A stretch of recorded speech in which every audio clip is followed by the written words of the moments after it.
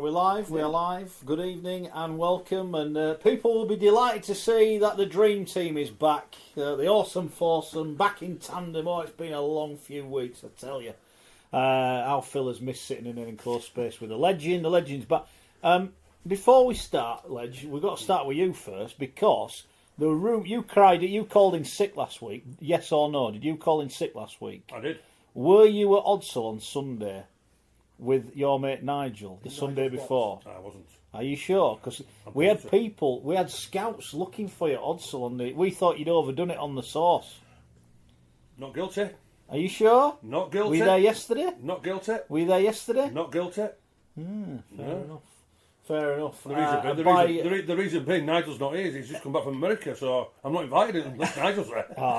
So there you go. Fair enough. Well, the way the Bulls are going, mate, you'll be getting invited every week. You might be getting invited to play anyway, because they didn't score yesterday, did they? And back by popular demand, social media's demanded that Phil is back, only because Leeds got an absolute annihilation on Friday. Are you all right, pal? Good, yeah. Got an offer from one of these Sabutio teams to play. Couldn't turn it down. So I'm back. You're back. Have you missed us? Slightly. Yeah. Back like Rolling Rat. Yeah, Rolling Rat, star of the show. Of course, it's not been the same without. Hey, listen, we'll be the show when we finish with him later tonight. When we've ripped into the Blue and Amber, he wish he wouldn't have come back a week early. I'll tell you. Don't worry about that. Well, we'll see. We have got a poll running on Twitter at Forty20 Live. Who has had the worst start to the season? We're going to discuss this in a bit. Is it the Huddersfield Giants? 9 defeats in a row. Don't say anything nasty about the Giants or we'll get into trouble.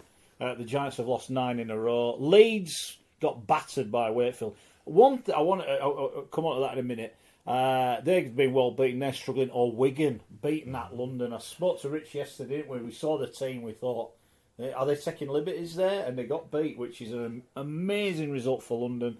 And doesn't have to put the pressure on those at the bottom. So we'll have a look at that. Make sure you vote for that one as well. And what do we want tonight? People who retweet the link or subscribe on Facebook or YouTube. subscribe on Please YouTube. subscribe on YouTube. We're nearly there. Friends to do it. We'll give you a copy of this magnificent book. No helmets required. You could win a copy. We've got one to give away. We'll sort that out for you during the week. I've just smashed half the setup. But we've got. Could I just say? No, go on then. Before we start laying into those who are at the bottom, what a great weekend for Rugby League. All right. Catalan-Warrington, brilliant game. Yeah. Enjoyed every minute of that. Yeah. That were two teams playing at a high level with some real skill and a dramatic penalty at the end to win it. Thought that was great. Leeds and Wakefield, which we'll talk about, the two respective teams. 7 of the 10 tries scored by wingers. Isn't that what we want as a sport? Mm-hmm. Some of which was absolutely admirable from Tom Johnson. London, as you say, what a story that is when the champions get beaten by the underdogs of the league. In any sport, that is a narrative, irrespective of who that team is. The resurgence of Widnes, not so much we're all pleased to see them back on the field, but the crowd that they got and the way that they played, even though they've lost Liam Hood today, which is a bit of a blow for them. The Dewsbury performance against Toronto, magnificent. Bit old-fashioned, a mud bath, but Toronto forced to do everything they could to again overcome a fabulously spirited Dewsbury team. York winning by a point with again over 2,000 people there. Yeah. And League One, you can't predict any result at the moment. We've had the announcement before the final detail gets through from Auckland overnight that Great Britain Lions are back, and the Women's Super League fixtures are out this week. Very good. So have you been saving up for 2 weeks or? Yeah. I just had to get all that off my chest. Yeah. So right. Just in case you'd missed me. Come on, let's get Rick in. Well, no. There are things we've got to do, and we are going to do them in a certain order. But one thing that struck me over the weekend, and you were at the game, so you might not have seen it. Why is it a shock that Wakefield have beaten Leeds? Well, that was going to be one of my points. Wakefield have finished 5th the last 2 years. Why is it a shock? And why is it a shock that Catalan have beaten Warrington? I don't get we're dumbing down it's a shock that they've won. No, it's not. Just Wakefield are rubbish. We're a little club with. Well, I thought Tom Johnson, and by the way, and we mentioned I've this. not seen this, so we mentioned this at the start of it. I mean, he got asked about about little Wakefield, blah blah blah. I thought he handled himself impeccably. And Legend, I don't know if you watched the game on yes. Friday Oh, night, yeah. but Did I ever? we mentioned it. You know, he got a flea in his ear, didn't he, at the end of last year? Not good enough for England, says Wayne Bennett. He's gone away. He's come back even better, hasn't he? No, not worries about it. And you give him the service, and he will score tries from anywhere. You know, we know that try scored against Huddersfield, 2 seasons ago now, wasn't it? You know, 90 yards. So Tom Johnson can score tries from 90, from 5, 20, 15, 35, wherever. If he gets the right service, he gets a bit of space. I'm not saying he's in the quality thing, as I say, that the best winger I've ever played in Martin and Fire, but boy oh boy, he's not far off. And that kid himself, if he gets the right service, whether it's scoring the corners or going under the post or just at the side of the sticks, this kid can play. And when you mentioned that what was asked to him after the game on Friday night, and I thought his answers to it and I thought his attitude towards it was absolutely impeccable. Yeah, it was. He almost laughed at it, didn't he? Well, he did. And And because, to be honest with you, he went, well, hold on here. We've just come to Leeds. Leeds just spent 45 million on a brand new stadium. We've just literally embarrassed Leeds, because that's what Wakefield did on Friday night. They embarrassed Leeds with that performance. And he's being asked, do you want to leave little Wakefield? I think he needs a bit more respect, to be honest. The one question mark over Tom Johnson is perhaps, or Tom Johnstone, as we know, Yes. double barrel surname like me, is his defence. Don't say defence, Richie. No, but- Richie, no, but- please, no, listen. It's a massive bugbear with me, right? When people go on with two positions, right? Wingers and halfbacks about the defence. Halfbacks create the tries, wingers score the tries. I couldn't care less if they can't defend it or not. If they are winning you games, I couldn't care less if they can't tackle. It's absolute tosh. I'm going to guess that's the problem that Wayne Bennett has with Well, him. to be fair, so does Chris Chester. Indeed, because Chris Chester was really, really level-headed in his press conference afterwards. Obviously was asked about Right, Tom well, I'll tell you Johnson. what then. Will Chris Chester sell Tom Johnstone because he can't defend? No. Like Kelly will. Kelly will. But don't forget, Tom Johnson, who is the kind of finisher that we will pay money to go and watch. That's Absolutely. the point I was making about 7 of the tries were from wingers. That is what we want to see. Twice he made major errors as well that led to tries. So you got to balance that out, that he scored 3 and may have been responsible for 2. And as a coach, you would want to point that out. Well, let me tell you this then. Well, do you know So he's still developing as a player. Well, I'm not saying he's not developing. What I'm saying is we here, pay money to go and watch it. Yeah, without a doubt. But also as well, then 2 tries what Leeds scored at the end of the game. Well, let me tell you this. If Wakefield have only been leading by 6 or 8 points, Leeds wouldn't have scored them 2 tries. So there you go. the one question I was going to ask Scully is, and obviously he's not bothered, so I don't know why I'm asking this now. if you were Chris Chester or you were Wayne Bennett and you were to speak to Tom Johnstone and ask him, we've got to stop doing that because people get annoyed. You're annoying me. Why are you doing it? Because that's his new name now. Is it John like Stone. Andrew Cole? I thought they'd signed the bloke from Manchester City. Yeah. If you were to advise him to watch the play of a winger who was brilliant defensively, who would you advise him to go and study? Tommy Makinson. Well, do you know what? Oh, by the way, Try. Tommy Makinson. I hope you're listening to this, pal, because last Friday, when were it? Thursday. Oh yeah. I had a bet on St Helens -12 and Tommy Makinson to score. Why didn't and he he go breaks inside? away. He breaks away 70 yards out and gets caught. I thought we were pulling a bloody bus or something. 45-year-old James Roby. Best international player in the world. He can't score from 70 metres. Makinson, I want my money back. Well, listen, I didn't have a bet, but I had to tip that St Helens were going to win 16. So James Roby, stop being Mr. Consistency with you. What are you doing going 80 yards and then scoring the try and making sure I'm made to look at Roby's faster than with 16. Makinson. What's you that know what I mean? all about? But what I would say, and also as well, because I know the game's changed a hell of a lot since, certainly from a winger's point of view, right? But certainly when you look at defensive wise, right? If I was coaching, I would be saying to my wingers, listen, the only way that the way that you defend is stand on that touchline, because the opposition winger then cannot get on the outside of you. Whatever goes on the inside is not your problem. As long as your winger doesn't score opposite you, I'm happy about that. But now, how many times do you see wingers just literally having walk-ins because of this new defensive system where the sentinel's shooting, the winger shoots you from there? If I was coaching, my wingers would be on that banging touchline. on the desk, it messes with the podcast. Well, my wingers would be staying on that touchline to making sure opposite him, there's no way made the opposite winger will only scoring if he comes back on the inside and he comes back on the inside of the centre. Little old Wakefield, have they got the best centre in Super League at the minute in Bill Tupper? Those stats are remarkable, unbelievable. I've not seen stats like that for one player in a game. Normally you get one that stands out, like 270 metres would be enough on its own. But then when you add in something like, 11 tackle busts and 2 try assists, and just an astonishing 80-minute performance. Absolutely brilliant. I think going back to the point you made that we'll be lost in the Leeds in crisis, and clearly they've got a hell of a lot of work to do, is the fact that everybody underestimated Wakefield as their 5th fixture, because it was all, they're playing 3 of the top 4 away from home. Actually, they played 4 of the top 5. And Wakefield were superb and have built that performance on the back of 2 years of consistency of a team that quite clearly has played together and grown together and got better together and added some better players every year. The Leeds team looked like it doesn't yet believe in itself. Okay, we'll come back to that in a bit. I want to talk about some other things today. Peter Fox passed away last week. Peter Fox was coach at Bradford when I started watching at Bradford Northern. He came back, saved them from relegation, if memory serves, and then turned them into title challenges. That and some investment, of course, as well. You guys will know him far better than Rich and I. Peter Fox, what was he like, Gary? Brilliant. Literally the Brian Clough of Rugby League, and he should have. I think the only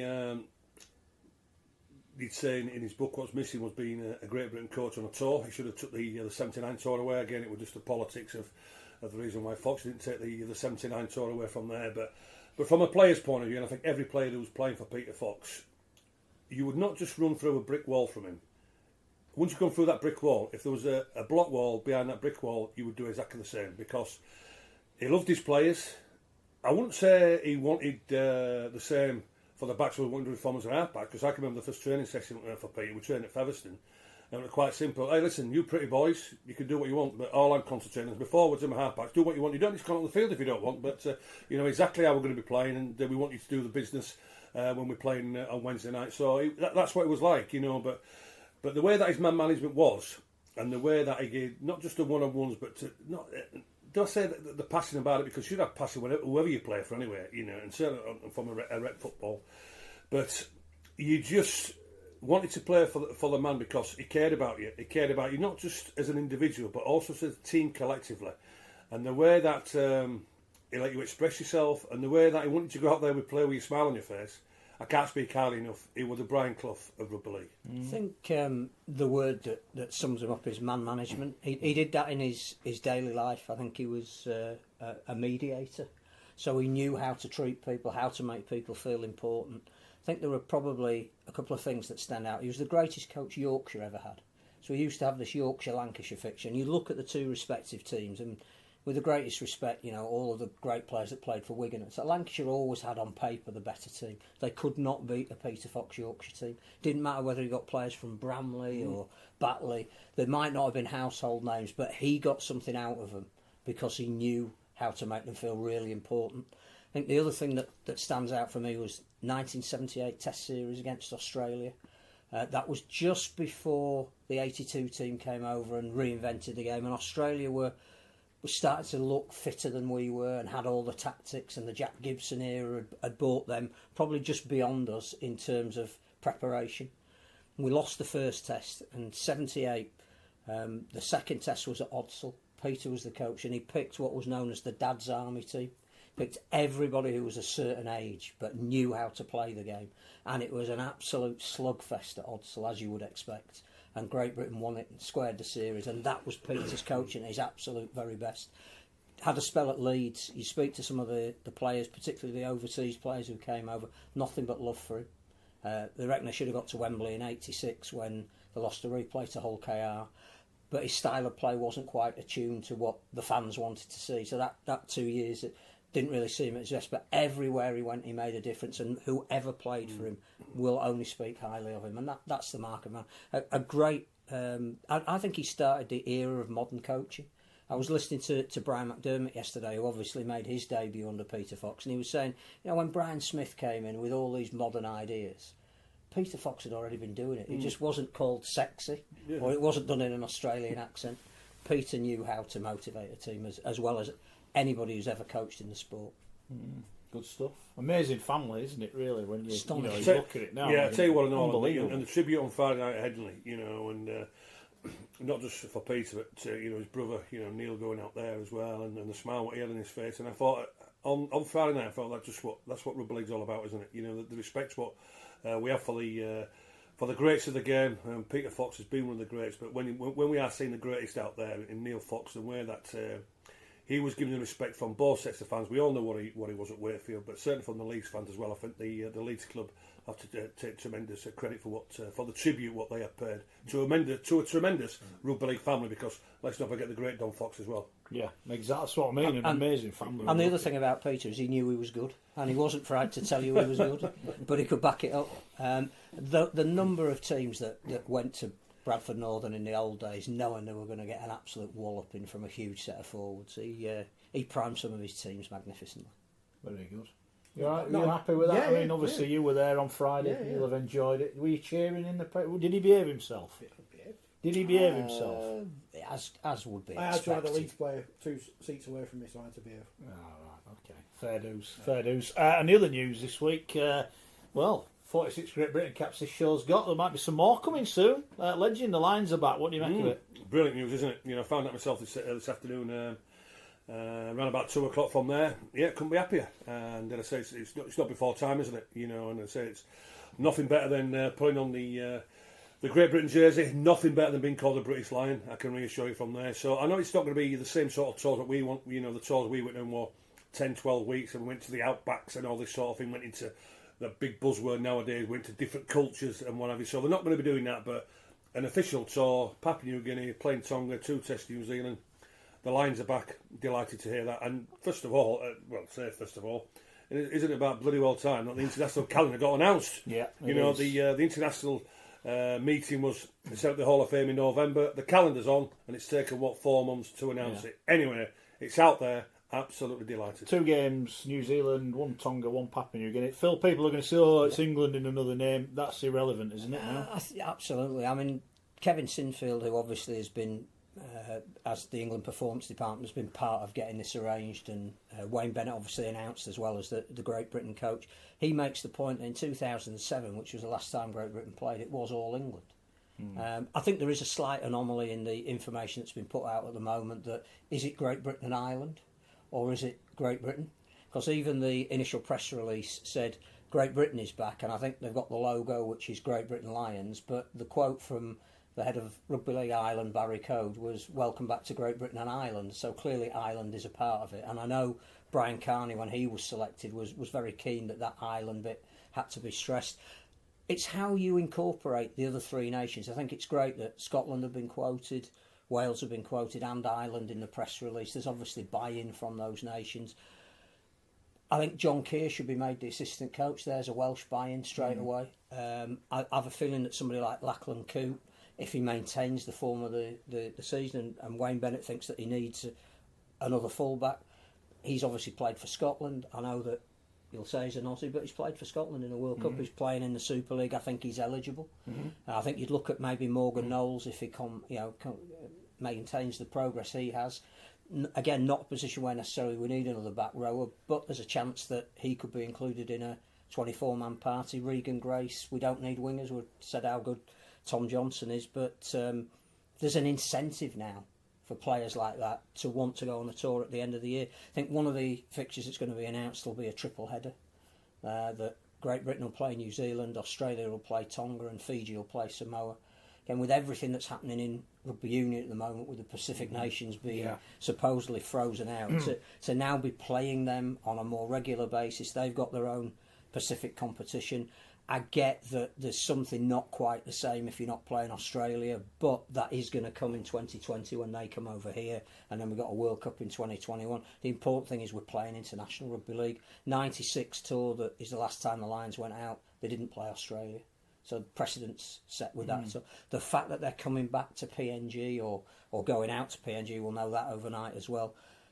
As a cultural experience, that's really important. And I think the work that the England Lions did in PNG last autumn needed to be built on it. It's now going to be with a full England tour. Gary will reaffirm what we already know, that those England Great Britain players will be treated like absolute gods when they're out there, which can only be great for PNG. I think Fiji are going to have a team in the New South Wales competition next year. All of this is building up rugby league in that Pacific area, and a lot of it's down to Tonga. a lot of it is down to the fact that the Tongan national team made such an impact in the 2017 World Cup. We have to build on that. Yeah. So if we're not playing Australia, fine. Yeah. Although Well, apparently now they're having 10 team playoffs. Now. Oh, yeah, we'll talk about that in a bit. From a player's point of view, Gary, what's it going to be like as his season gets to an end? There's going to be people playing to get on that plane, aren't there? It's going to be immense, isn't it? Absolutely, because I think the players will tell you. Everybody wants to play as an international. Now the Great Britain jersey's back, and as you've mentioned, the first time was 2007. Everybody will want to making sure that they make themselves ready for selection. And I know a fellow's thrown some names in from there, so if that's where that we're going to get, or where we're going to be, looking at Lachlan Coote and Regan Grace and all this sort of thing, but we are pretty good at them sort of positions. But boy, oh boy, these players now will be very, very excited. There's a Lions tour on. You are going to become an official British Lion by being associated with Great Britain side. Tell you what, mate, absolute delight. I just wonder if the knock-on effect, Rich, is, in a couple of years' time when there's a tour of Australia or whatever, and there's people that can qualify to play for Scotland or Wales or Ireland go, I will put my hand up and play. I think that will add value now to playing for the other countries, even though at the minute it might be perceived some of those players aren't quite good enough, but the option is there, isn't it? Jackson Hastings for England. That's what we're saying. I've got the shirt there when the Lions came back in 2001 after a couple of years after we had that awful tri-series. Was it 99, the awful tri-series? Yeah. I didn't have that badge on before. The British Isles 13 wasn't on there before, and then it was just to stick Brian Carney in the squad. But I think Carney insisted. Yeah, you've got a new T-shirt anyway. Yeah, You're going to show it idiots, to the. You need to move the thing. I don't know if people can see. People are idiots. People are idiots. There you go. Rich has got his Official. own clothing brand Mugs, now. everything. Got his mug. People are idiots mug. So he's been busy while you've been off, you lads. There's no rest here. He's like Lord Sugar now. There's a merchandise store as you walk in. Yeah, exactly. He'll be flogging it all now. Tap the table of tap. By the way, just a reminder: if you share the Facebook page, subscribe to YouTube, whatever, we're going to give away a copy of No Helmets Required. It's a really good book by Gav Willisey. I've read it. It is spot on. We'll be giving that away to one lucky listener as well. So just help us spread the word. We'd appreciate it. Right, speaking of spreading the word, Yeah, some stuff quite a lot on of social media. John and Nick, before I get on to Great Britain, talk about Neil Fox not being on the statue at Wembley. That's because he plays for little old Wakefield. If he'd have played for Wigan, he'd be on that statue. I reckon there'll be a statue of him at Wakefield soon enough. Yeah, I but- think yeah, there but- was yeah. a collection, but hopefully if the ground gets redeveloped, there'll be space for a statue. I Yeah, think that but will. still, listen, it's still a small consolation. No, That's what happens when you. It's still a small consolation. The Neil Wembley- Fox. Rich is working on his modelling skills. You'll just turn up at Wembley one Well, year and okay, he'll like stuck it. it on the back. Neil be on the Fox back. should have been on that statue. He should, It's, but we uh, can't. I know we can't change it, but any other sort of statue Sport. around it, wherever, it's just going to be very much a small consolation. It is. It's where you leave the decision in the hands of the public who are all blind to their own Because team. People are idiots. To have everyone from Wigan on the statue. Great Britain. Pete says need the dates for the Great Britain games. Can't book You'll get them the overnight. soon. The official press conferences in Auckland overnight. We'll have them when you wake up in the morning. Get booked on Glory Days as well. Glory Days again are going to be the official tour They sponsor organisers. this. Get booked on Are they Glory paying Days. us? Are we getting some Dave Hardy. freebies? Are they Are we getting paying freebies? No, he's Get hoping booked on for a Glory trip. Days. No, you better get us booked on as a freebie. I'll send you a Papua New Guinea for 3 days. Okay. Otherwise, we'll be sending you an invoice. Don't, for don't that. talk about That'll Papua be- New Guinea. They won't let you No, in. come on. Andrew says Lions should have no heritage players in the team, like the Australians don't have anyone from all the other. Like lands. every sport. Like England cricket team don't, like England rugby South union Africa. team don't, like South Africans. it's the way the world is, guys. Ben Teo from. The question How many is, English people actually play for England rugby union? do There's a question. you make a concession for each of the four nations? Do you purely pick on form, or do you say, like the Rugby Union Lions, there is a representation of every nation? If There But may they- only be, but there may they only play be more one. games, Yeah, though, yeah, no, that's the I'm difference. just saying. That's the difference. If Do you you- take someone from It's a proper Scotland, tour. now, It's a proper tour. you say to him, right, you're playing a Wednesday, but Yeah, you're you've not got probably your going to play in test, the you've got your second test game. team, and then nowadays with the Hammer Yeah. Neggers. So you've got the Hammer Neggers on a Wednesday, and you got the testing, but that's a proper tour. But you can't. So again, you can't just pick people because you got to have somebody from Wales and Scotland. You've got to pick players on form. It's as simple as that. But without being disrespectful to PNG, who is the only nation in the world where rugby league is the national sport, they're not a tier 1 nation. No, but Phil, it won't be You're easy in Papua New Guinea. No, of course. So is that the place to give someone No. in a squad a chance? No. Maybe. You don't give test cheers away like confetti, I'm not saying you're giving them test cheers. No. Here's a comment from someone Irish. It's Alan. You may know him from Coventry. I know Alan very well. I admire everything he's doing at the moment. Gutted with the result yesterday. I truly believe the value in the Great Britain brand is the essence of rugby league in Britain. Our biggest weapon and should be used to help grow the game and commercial appeal in our sport. Need to pick the best team possible. Right. Correct. And the players on form. Then what we need to do is put Alan on the management committee to represent Ireland. Fair enough. Free holiday for Alan. There you go. Martin's concerned that we're not playing the Kangaroos. Well, we'll be playing them next year. I think the Tonga It's thing will their be loss. exciting. It's their loss. Tonga's at the packs. Jim says, why are Australia playing England next year, not Great Britain? Because England are in the World Cup and Great Britain aren't. But they... Yeah. I don't know. But it's the chance to get the Kangaroos brand back over here. Yeah. The Union Lions have to have a minimum 2 players from each nation and they only play 3 games, says Alex. Yeah, but they have the... No, they don't play 3 No, games. they have the play about 12, 15, and they're Oh, I'm away telling for you about 6, 7, 8 weeks or something. It's great. And they take a squad of about 40 odd. Coaching staff as Alistair well. Campbell, he's there. They're all there. Peter says there should be a statue of Scoey in his dressing gown. I believe it's in the Morrison's car park. I really don't think this. Why is this dressing gown keep cropping up? Because people, it 'Cause horrifies that's what you them. go out in. It horrifies them. There's no other word for it. It's traumatic. You see the episode of The Simpsons where Homer opens the door and he's singing, the wind comes, it blows his dressing gown. Hey, don't worry, That's like you. Hey, listen, mate, I've done that a couple of times when I've gone to a petrol station. No, we do not want to statue of. At the No! petrol station at Morrison's at 6 o'clock on a Monday morning, I'll tell you. Lots of people want to get stuck into Leeds. Yeah, Alex, we'll do that after 7. Alex says, you don't give jerseys away for free, but you have 2 England teams, question mark. Yeah, but the England Knights are not the England team. No, They're they're like not. England A, England Reserves, England whatever they are. And it's going to stand a lot of those players in really good stead. Cam was asking a question which I think is a very good question. Why 2 tests against New Zealand? 1 would be a test match, 3 would be a series with an eventual winner. 2 games achieves nothing, would rather play Fiji or a game against Samoa. A 2-game series is a daft series. Because it can end I do agree with that, actually. I do agree with that. Could But of we course not if just it's a- say 3 more days and played 3? But if it's a draw, we get to keep the shield like we did in 2002. Fair enough. There's Bob has said, welcome back, Phil. Stability has returned. That's very, very kind. It was like a quarter thing. We had to get you back on to get so I had to many get- brain yeah. cells back on the Well, panel. exactly. Had to play we had to get myself back in. we had to get 46 brain cells back, didn't we? Lee's here. He says they should get people like Gary involved and other legends of the game to promote International Rugby League. I'm available. They do like I'm Gary available. more in Australia than they do in England. I'm just going to leave that there. It's fair enough. It's fair enough, isn't it? Yeah, You always it's say that. You correct. get more respect when you go there. It is, correct. So fair enough, yeah. Well, joint record cap holder. Surely should have something to do with it. Well, now we've got to see who's going to buy the TV rights to this series because obviously Great Britain were not a thing before today, and England were. So how much of a value is there to England playing Test matches in the morning? I'll tell you what now as well, and you know in Papua New Guinea when it gets announced right over there, Phil, does it? Anyway, so Yeah.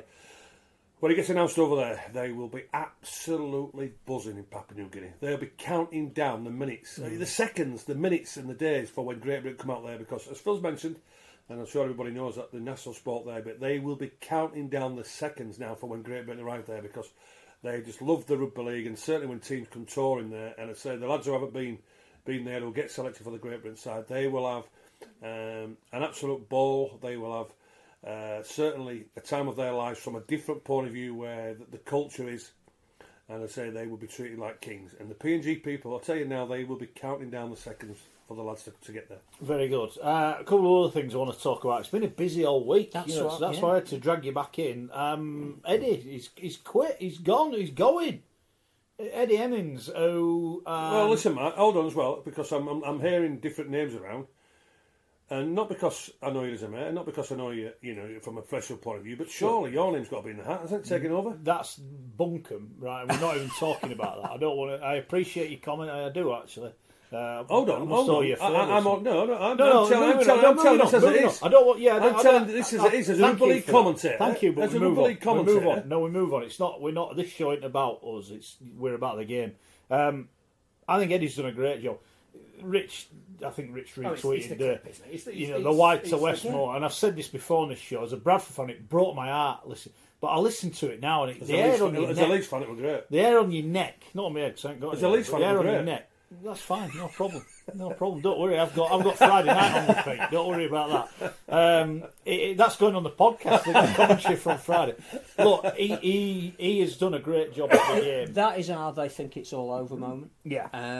And I think in terms of where Rugby League was and what Sky have done, the two people principally who've changed it are Neville Smith with the production values, the way the sport actually looks, and Eddie, mainly in partnership with Steve. And I can remember when Sky came in, the first thing obviously the company wanted to do was sell dishes to people throughout the country, and they felt, probably quite rightly at the time, this is even pre-Super League, the early 90s, that just saying we've got Rugby League wouldn't be enough for somebody in Yeovil to buy a dish. So they built the initial early coverage around the two commentators. And you remember Alas Smith and Jones? There were sketches of the two of them head to head, talking about the week's games or reviewing the week's games. They built it around the personality of the commentators, and we shouldn't forget that heralded the new era of how the sport was perceived.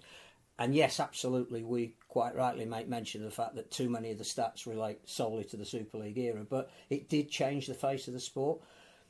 I think the reaction to the announcement that Eddie's going from all his peers and professionals telling you the esteem with which he is held. But what it gives Sky a real opportunity now to have another change. Have we got to a point where they can now look at their presentation and say, with two of the major people who've got us to where we are leaving at the same time, there's a chance now for the image of the sport to again change. Does it need it? Probably. Is that any reflection on the two people who are leaving? Absolutely not. They've done a magnificent job over 30 years. Will they change? Probably not. They may just shuffle the roles. But this is a great opportunity. If I was Robert Elston, who obviously has worked for Sky, gets on really well with the people that are at the top of that organisation, I would be saying this gives us an opportunity to change the look of the sport, and I think we should do that. What we do know on that commentary is there's two people in it, and this is something we've said, and I enjoyed the commentary on Friday from Bill and John Wells doing the game, on Saturday, sorry, the Catalans game. There were only two voices on it. It was easy to follow, it was nice to follow. Things. And I think we need to go back to that. That's the one thing I'd say. Yeah, but Mark, to be honest with you, and I watched that game myself on Saturday. I think John rattled on too much. All right, well, that's an opinion, and that's fine. Everyone would have a different opinion. But at least you're not listening to 8 people. I agree that. I agree that. I agree that. John Wells does a very good job of what he does on a Friday night, but on Saturday. Yeah. Well, that's at times he went on because I think it happened on 3 occasions, right? With Bill saying what he said and then John coming in, I think on 3 occasions they went through 3 sets of 6 without telling you what had gone on. Yeah. So that was the problem with that. But I agree with you. I agree with you totally. With the two voices, I agree there. With the 5 and 6. But at times it went on too much. I think the other thing that, again, without in any way criticising Sky's coverage, because let's face it, without it, we wouldn't be talking about the sport of Rugby League. I think they are subtly changing their pre-game with bringing in people like John Wilkin, and for me, that's working. To have a contemporary, modern voice that's playing the game currently. To actually, when St Helens were playing on Thursday night, and John Wilkin there with the intimate knowledge of how St Helens are going to play, as a viewer, I think that aids what you're watching. Yeah. So it's just a great opportunity for Sky to slightly tweak their coverage, and I think it probably needs it. But we should be extremely grateful to the work that the guys have done. That. You got to where they are. We watch the NFL. They have 2 people, and that's a very complicated sport. Cricket, 2 people. Golf, 2 people. Football, 2 people. You notice when Rugby League 9. Some TV companies who do football have 3 or 4 people in, and I think it detracts from their commentary. That's why I don't watch football. One thing I would say, and again, it's not a criticism of the person himself, I just don't see the need for Stuart Cummins anymore. I was just going to say, can he be retired? I think we're moving to a point where even the sport itself recognises that there's nothing healthy in criticising every refereeing decision. We need to get away from that. Well, now the only reason for somebody to be there is to judge a refereeing decision. We're not bothered. Let's drop that. And again, what I'll say about Hicks on Saturday night is he had the video ref there, and he made a couple of calls, and I think, I wonder if we should have got to the screen. But he had the guts to make the call, and just went, no, I've seen it, that's fine, let's crack on. Added to the game again. I tell you what, but also as well, and I must say, and I picked up on it on all the games that were on telly, and certainly in the Toronto game, the referee. I don't know what to do with their microphones or whatever. Well, I think, please, can we turn them down? I think on the game on Saturday, I think someone turned it up at one point and it became overpowering. But that's an engineering. Yeah, that's thing. not Robert Hicks' fault. That's People not the blaming referee. Robert Hicks on social Well, media. yeah, but surely it can be addressed. And it No, can be sorted out, you're right. No, you're it's so right. annoying. It's You're true right. because I tell you what'll happen. Everybody will turn the volume off. Yeah, Because it right. becomes a joke. All you need to do is have that on when the referee is talking to the players. Correct. Yeah. So if there's an issue or he's explaining a decision or why he's going to the video screen, turn it up. But on all other occasions, we don't want to hear moving. Yeah, but also as well, what they're doing, they're like coaching the players and they're saying, if you don't stand square, I'm going to penalise you. Well, if they're not square, they should be penalised anyway. Yeah. You know, like they're doing the coaching from there, and it's awful to hear. It is, but anyway. Good stuff. You're chuckling. Yeah, I'm just laughing at some of the things. Nah, well, come on, as long as they're not libelous. No, well, some of them possibly are. But, John's comment is very funny. But even though our video is tagged as explicit on Facebook, I'm still not saying that. No, that's fair. I think as somebody else has Well pointed done, out, John. I think it was Mick has pointed out, Eddie gets a lot of criticism on social media which is unwarranted. Yeah.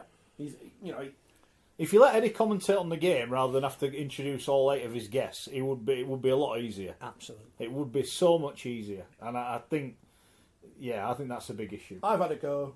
You're obviously very good at it. It's not as easy as people think it is. I thought we'd have been up anyway. I mean, you, the dream team, anyway, from the European Championships. Just I'm disappointed we wait. hadn't had a call. Phones on. Yeah, mine's on. Sadly, I haven't rung. Sky Never ringing. mind. Despite the fact everyone thinks they can do it these days. Yeah, exactly. Although, as I mentioned the other week, I hope the RFL are paying attention to the way the winds are changing in the world of radio, but I don't think they are. All right, fair enough. I wasn't here when you had your rant about Richard's rant. It's a star piece of the show now. commercial- Phil. Things have moved on. commercial radio stations that are going to lose. They've already lost their breakfast coverage. The likelihood is they're going to lose a lot of their sports coverage. This is a vital support mechanism for rugby league. A sport that is predominantly a regional sport needs all the backup it can get from local radio stations. This is a major area that we're going to lose. Our man, Mr. At No Helmets Gavin Required, tweeted Wilson. about it yesterday, and he just said the BBC, and I said no, all local radio. Yeah. And there is a storm is brewing, and it is going to change, and a lot of things are going to change, and people aren't going to be happy. And I don't know anything that's going to happen, but I've been in this business for long enough to know what's going to happen without knowing. Yeah. And Well, what's happening? There's going to be less local sport and more homogenised programming. it's cheaper to have someone in London playing records than it is to have someone at a rugby league match. Oh, I see. Right. And that's even with how much we know we get paid. Exactly. 20 quid. Oh. Exactly. Come on, what's happening on social media? More rude comments. Yeah, people just don't like Stuart Not about Cummins. us, obviously. No, No, about Stuart Cummins. referee. If you want to abuse Stuart Cummins, and feel free, get in touch. Yeah. We can't read them out, sadly. Andy's doing impressions of referees counting, which is good. All right. It's good because sometimes you need to know. The referee yesterday in that Dewsbury and I didn't Toronto see the game. So you had a lot of work to do there. Oh, Well, we'll have a chat. We will chat rugby after. We've had that much happening this week. We've got to talk about Widnes because last week when we were on, it looked like they were they're going out back. of business. They're Oh, back. Who'd have yeah, thought it, I Rich? They're can't back. believe it. I can't believe They're back. it. Who'd have I thought? know. I think they've gone about it the right way. I think they deserve a lot of credit for the 8 people that have come forward and saved the club. I think the ring fencing of money that was saved by fans was exactly the right way to do it. I think the fact that they're tapped into the local pride was fantastic. Yeah. I think the performance that they put on yesterday justified the faith of all of the people that have backed it. The crowd that they got, fantastic. My only reservation is it sustainable? That Well, that's it's a big great. question, isn't it?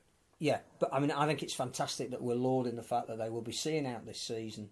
That the monies that are necessary are going to be there. Part of that has been provided by the fans who will get a seat on the board, which I think again is a step forward for rugby league, and more fan involvement at board level the better. But what we don't know is what is it going to cost to keep Widnes going at this level Yeah. for the next 5, 10, 15 years, because we've seen it with so many other clubs that it's a short-term fix, but what is the long-term prognosis? So I still think there's a fair amount of work to do. I would hope they would take on the lessons of some other clubs that have been in this position before. We haven't had any huge details yet of the depth of resource that the 8 people who've come forward have got, but you would hope that in concert with major sponsors that it's going to be enough, that they would be able to keep the players that they want to keep. I still have a feeling that Anthony Gelling is an asset that they will sell at some stage. There's going to be a team who isn't playing very well at the moment that's going to need a centre good enough to play in Super League. Imagine if Widnes had a player, and I don't know who it is, who was on a 6-figure salary. How can that be sustainable in the Championship? I don't know who that would be. So you've got to assume that is an asset that at some point will have to be realised. And what I hope is that it doesn't get towards the end of the season and all of the good young kids like the Ollie Ashall Bots that have pledged themselves to the club, that have come through the system, will at some point be sold on. We probably will get more detail about the financial security of Widnes as time goes on. I just hope it isn't a one season fit. The worst thing for them would be, obviously they've got a -12 deduction. They've already got some of those points back. If they were to be involved in a relegation dogfight, if the worst thing that did happen is they got relegated, is that still a sustainable club? We'll see. Tough week though, Gary. You've been involved in a club that's been under the pump financially. Credit to the staff, I think, for keeping it going last week. And our thoughts with those that have lost their jobs, because people have lost their jobs, and we can't make light of that. And it's just a naff situation, isn't it? Well, it is again, but I'm sure you guys mentioned it last week, and many people have said it. And it's just total bad management and mismanagement, isn't it, by the people who were there before? Simple as that. And it's like anything else. If you're spending money what you haven't got, and well, there's only one thing that happens, isn't it? And it's the sort of mire that Widnes found themselves in last week, and they were 24 hours before it went. But anyway, these 8 guys have stepped in, as Phil's mentioned, somebody on the board now from the supporters. I just thought they're going to be more honest, they're going to be more transparent, and I say because Widnes, with the history what they've got, it's only 30 years ago since they were picking up the World Cup Challenge. With that great performance at Liverpool, was it, or was it Old Trafford when they beat Canberra? Old Trafford when they beat Canberra in '89 from there. So yeah, well done to the people who've taken over, but now it's all about the sustainability, and I just hope that they're transparent, they're honest, and settle the ship, and let's hope there's going to be a bright future there at Widnes. And fantastic that they got nearly 6,000 fans yesterday, but let's hope they get 6,000 fans for the next home game. Carry on, that's the thing, isn't it? A lot of people, because that is sustainable. Yeah. And again, now the club's been saved, no one seems to be bothered about why they got into the mess in the first place. I think that'll come out. I think there will be. That report has to come initially from the administrator. I think if they have found dealings that they feel are not quite above board, but again, I was talking to somebody about... Will that come out in public domain, fellas? Does that get sent to the RFL? But if directors take money back that they loaned, if paid employees are paid an amount of money, there's nothing illegal in that. No, that's it. So everybody can speculate all they want about financial mismanagement, but I think that's very different. There's immoral and illegal. You're right, exactly. The RFL set a precedent on morals though now by banning Ben Barber, who we'll come to later. So if they've set a precedent on Ben Barber not being able to play in Super League, and then there's other issues surrounding that, why can't they do the same to owners and directors, regardless of whether there's any? I think there's an issue about fit and proper people. What is the test? How is it administered? Yeah, but as we've said, and I think you made this point last week, you got a clean driving licence. That does not mean you're not going to go out and speed. But what I find odd is that when the administrators went in, they said Widnes had £1,000 in the bank. Now, again, I don't know how the live salary cap is supposed to work, particularly. I think that's one thing that's constantly coming out. It doesn't work. How do you get to the point where you don't micromanage a club, which is what the RFL say they don't want to do, but you're aware of the fact that a contract is being lodged and money is not in the bank? If they're advancing monies, which we believe they are, then someone is not doing their job properly. Well, that's the problem. Yeah, that's the problem. And I think that's part of the whole investigation that needs to be done. Not just what directors are taking back that they've loaned, but at what point does a club become unsustainable economically, and does the governing body need to or should do something about that? Just to address a couple of things. Liam from Sheffield will be on in a few weeks. I know Yes. I know we said we He binned us last week, and We got we've rid of not him binned him this week. We had Phil back, we had the legend and the legend back on, so we had to make room. So But apologies. we will be on. We'll be talking about Sheffield after 7, so if you just joined us to listen to it, What a then great stick start around. to the season. Well, a record, isn't it? For the first time or something? Since 86, I think. 86, 4 wins on the spin. And he's promised when he comes in, he's going to bring in an original Sheffield shirt from their first season. So, Very good. Very good. Con says, why would Widnes sell Gelling? The club doesn't pay his wages, a sponsor does. Well, that's an interesting thing, isn't it? But there you go. How does that fit in the salary cap? How does that work? Yeah. Be careful what you divulge. You in said public, the Tom. RFL know that. Yeah. But again, it's... I don't know. And here's one from David. Widnes and Keighley got 12 points from failures by previous management. Wigan deducted 2 for indiscretions by current management? Question mark. Which they might get back tomorrow. Yeah. I think they will Probably get will, them back. They've gone over the salary cap by 13.5 grand. They've not gone bust. I think there is a difference. The argument will be that it's not the first time that they have breached the salary cap. It's 13 grand. I'm No, not but being I'm just rude. saying I'd it's love the to it's put the the burden third on time Wigan. in It's their history that they've 13,000 done it. quid. Is it? It's Is not like it they're there? $500,000 or No, but is it there as a deterrent? If you keep doing the same crime, does there have to be a deterrent? It's laughable though, isn't it? Because if it happened in the season when it happened, you think, all right, fine, I can live with that. 18 months after is a joke. And let's I'm be not fair. even going to mention. And let's be fair. The If it hadn't been 2005 grand final. If it hadn't have been the RFL Super League splitting, I don't even think anything would have been said about it. No. So let's call. But it it was an spade. independent panel. It's like when Yeah. Cass got relegated because of Wigan. It's like when Sheffield United got relegated because of West Ham. Carlos Tevez, but West Ham and media. 2005 grand final. Leave the West Ham, leave the Hammers alone. Well, they won at the weekend, so it's not too bad. Leave the Hammers alone. John's enjoying the show because Phil's back. We are as well. Alan says That makes us feel really great. That does. Oh, Phil's back. All is well. No, we've missed you, Phil. We have you're honestly, very we've kind. missed you. You're very- We've missed you. I was still here ethereally. I was not completely. I was not in front of the camera. Alan says Widnes had 11 academy players in the 17 yesterday. That's good. That is good. That is good. But what you don't want is that all of them get picked off. Two Well, of them Leeds have have already. been Two of nabbing them them. already Dirty gone. Leeds have been stealing them. Vultures. Talk about including stealing from the Vultures. poor. Leeds Stealing Vultures. from the Paid. poor. Paid for them. Stealing from the poor. Undisclosed. Yeah, but I don't know what they're doing it for because they won't play him. You McClellan's 19 and he can't get Well, it. I want to ask you about that. I'm ready. I'm getting ready. Well, I'm getting ready. 7 o'clock. 7 o'clock. I'm getting ready. On Widnes, who's the real man of the people at the Halton Community Stadium these days? Is it Anthony Galling or the doctor? Because he was there yesterday with the people. Sat with his flag, sat with his scarf. Moaning about Oh, no, Toronto scarf, moaning as about well. the wine he was, wasn't he? That's Yeah. So we'll talk about Leeds and Wigan and Huddersfield after 7. We because will. Because we've got the poll running. Oh yes. Was- Who's had the worst start? The doctor, by the way, The doctor, yeah. who was there supporting Widnes and has given 5 Trophies. 5-star packages to be Yeah. auctioned off. This is the same doctor that still wants to set up a club in Liverpool, which obviously And would Cumbria. obviously would detract from what's happening at Widnes. Yeah. I Mind agree. you, we can all say that we're setting up a club, can't we? Because one of the things we don't know is what is the conditions by which you can get a club Well, accepted. just keep an eye out for the 13 Patriots of Pyongyang coming soon. Well, Yeah. that's what I've been doing for the last 6 weeks. Setting Is up a that it? club. Is that where you've been? Yeah, absolutely. Ah, Well, interesting. anybody can set up a club, can't they? Interesting. I knew you'd been Apart busy, from but I New don't know York, what you've been they doing. can't get one. Right, come on. Manchester. What's happening? Thanks to David for the sign. Who's nicked the EN from Scoey's sign? It took me a long time to work it out, but I did eventually. I don't. Where is There's no it? entry in it. 'Cause it's no try. Ah, So right, it took me a while. Yeah. So. Yeah, fair enough. Was Phil making the team? Oh, God. Yes. Phil was making I it. score- I score tries. That's in the days when we used to be No, sponsored Mr. by cigarettes, the good old days. Mr. Barwick was making the tea. Yeah, it was. It was. Found him Right. something useful Yeah. to do. Yeah. We've got a special guest making the tea today, so stay tuned for Well, that. we don't know if we can get him under the salary cap. Well, so no, he's got exemption now. Oh, has he got an Yeah, exemption? it's in the paper. Oh, right, good stuff. Exemption. We'll Trio look after granted the lads. exemption. Kieran says, massive win for Sheffield on Friday. Relentless against a good Bulldog side. Joel Fowler was unstoppable.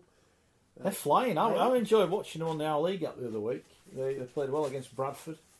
They And are. I got hammered for saying that red card was harsh, and he got sending off sufficient. So I were right, wasn't I? Yeah. Although, look, listen, like, don't tweet when your dad tells you something. So I tweeted, and then everyone just hammered me on Twitter. And I went, it was an awful red card. My dad Were you on the said. sauce? He'd had a few sides. And what about you? Well, no, I hadn't actually. He had, I hadn't. So maybe with hindsight, you live and learn, don't you? Live and learn. Kevin says transfer fees should be made public. Yeah, but they're all going to be about £5. There's no like big money transfers, is there? Well, I don't know. I don't know. Come on, what Alan else? says the doctor was asked, would he come on board at Widnes? He said, never say never. Yeah, he also said he was going to set up the Cumbrian Lakers, and they're not. Yeah, it's not happened. I think he said that about Bradford, didn't he? Yeah. By the way, people, please share. If you watch, there's loads of you watching on Facebook, YouTube. Share, subscribe. We've got a book, No Helmets Required. It's a brilliant book as well. It is fantastic. We did. We'll give it away for free. The old producer of this programme is not involved anymore. Oh no. Well, it's salary cap. You see, Well, let's exactly. let him go. When we invented the Pyongyang Pylons, which we still don't know if we own or not, we did put together a Cumbrian mixed team, but it never got onto the shelves. I'm going to ask the producer if he's still got that, and we'll try and get those on for sale as well. Because that'll wind people up. All right. Forget Australia, says Pat. They play when they want and don't care about the game as a whole. Just themselves playing Tonga and PNG, who will show the passion and pride on and off the pitch, is so much more meaningful. Says Pat. Thanks for all your comments about Sky. We're not reading them because we're not that kind of programme. We're not like the League Express publishing a letter saying, I only read League Express and the Huddersfield Examiner or whatever. It's like, come on. Dear me. Don't read Rugby League World though, surprisingly. There's only one magazine to buy. What do the team think about admission prices, says Robert. Never been to Rugby League in my life, but the pricing for watching Rugby League through the turnstiles is off-putting. I was doing some old programmes today, as I always do. Great Britain versus Australia, Wembley 1994. Highest ticket price, 30 quid. Which when you compare that would have to been in the Olympic Gallery as well. I think that was 40 quid, the Olympic Gallery. 30 quid in normal bits. But if you compare that to what the ticket prices were for the Test Series last autumn, and inflation and everything, that's not bad, is it? The price, but internationals we sell cheap. The clubs, not so. I know people are very upset that there's a Halifax fan in the paper, I can't remember which one, about the price at Bradford for second division rugby. It is a lot. It is a lot. You know, again, I mentioned my dad. He was like wanted to go the other day. It's all the price, but I'm not paying it. I refuse to pay it. It's too much. But clearly, I don't know how many were there yesterday. The weather wasn't very good. Yeah, so the crowd's on the down a little bit. I mean, it was an awful day yesterday. So it's probably an unfair reflection, really. But that'll be a concern. I think that's something they might need to address. I think Bradford. It is a little bit expensive. Well, I walked into this building.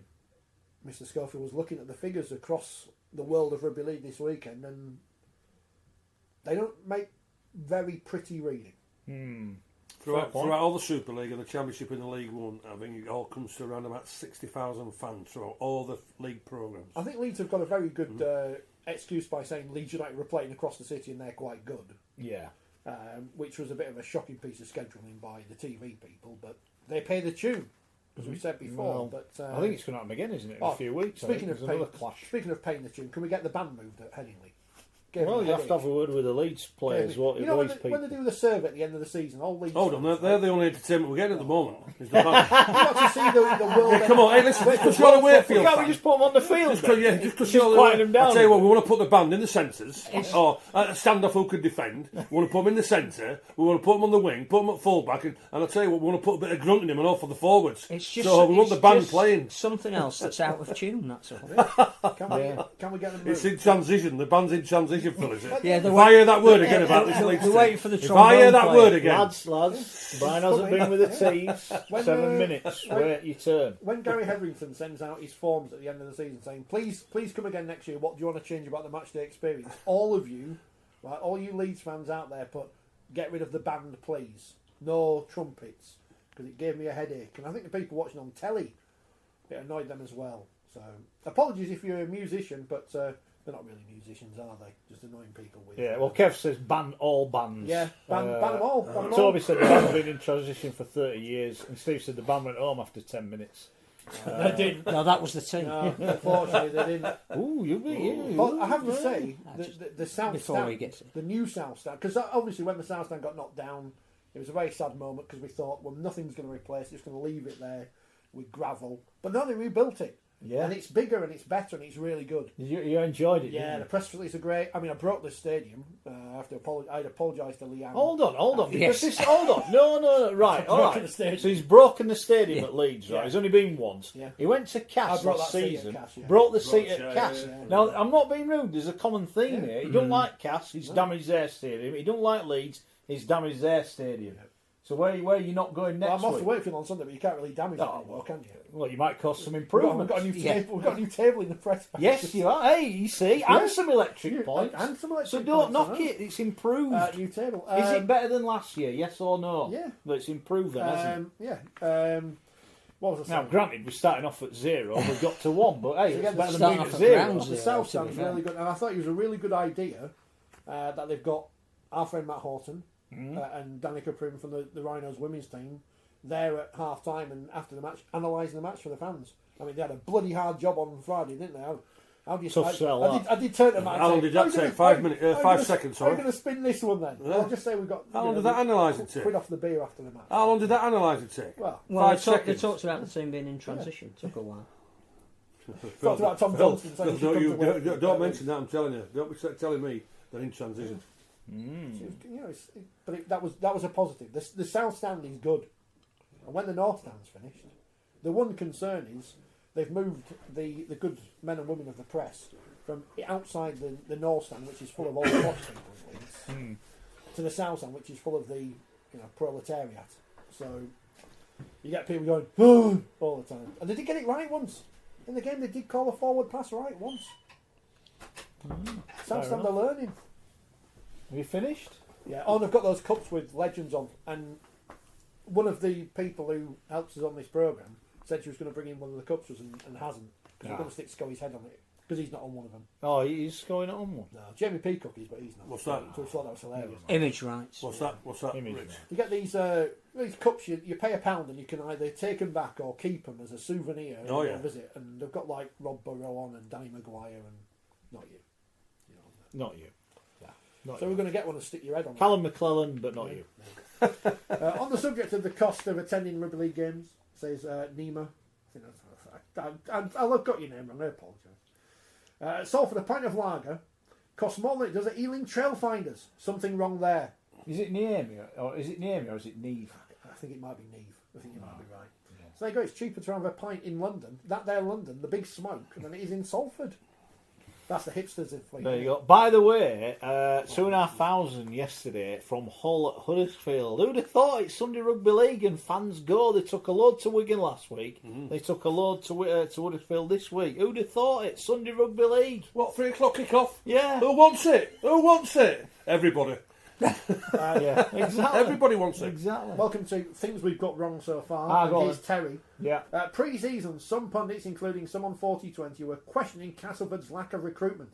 After watching the first 4 rounds, how do we think the panel think Jordan Rankin and Chris Clarkson's acquisition are comparing to the Rhinos' marquee signings? Well, we'll come to the Rhinos in a bit. Yeah. Castle playing well. Well, I was worried about Castleford's recruitment or lack of, but they have brought in Clarkson, they've brought in Rankin since then, so they have improved slightly. But also, them players they were brought in as squad members. They are being played because of injuries. To Luke Gale, certainly for Rankin. If Luke Gale wasn't injured, Rankin would be. You would Well, say they would have maybe probably got Rankin in the 19. And then Clarkson, he was a squad player there, but they've got a couple of injuries again. But one thing for sure, both the players have enjoyed the rugby league down at Cass playing down at Powell. For me, the big test for Cass is this week. Yeah. It's Warrington the first away. time they've No, played Grant Millington. No, the first time they played one of the top sides. But I also think, I must have missed something here. Why are Warrington playing on Thursday? When they 'cause it's are on the the telly. team, yeah, but they're the team that are in the south of France on Saturday. Whatever happened to player welfare? Well, Do we only bring that card out when it suits? yeah. Well, of course we do. Oh, Yeah, right. Of course we do. Just checking. What do you So think? Warrington, who got back in the early hours of Sunday morning, have got to play Thursday. Yeah. That doesn't seem right to me. Well- But I do think it'd be a great game, and I'm really looking forward to seeing how Cass play against one of the top sides away from home. I think that is the test. We say it every year, and obviously there are some teams that are struggling at the moment, some teams who are overachieving. But I think you've got to get to Easter to get a fair reflection when most teams have then played a mix of other sides to see how they're going, how the new players have settled in at any club, whether there is a form crisis or... I mean, look at Hull. 2 weeks ago, hadn't picked up a win. Where was it coming from? Now all of a sudden, they're in the top 5. Yeah. It doesn't take a No, lot credit, to turn it around. Credit where it's due. So Credit where yes, it's due. I get you need to now look at the teams at the bottom and have some decent analysis of what's going wrong with them.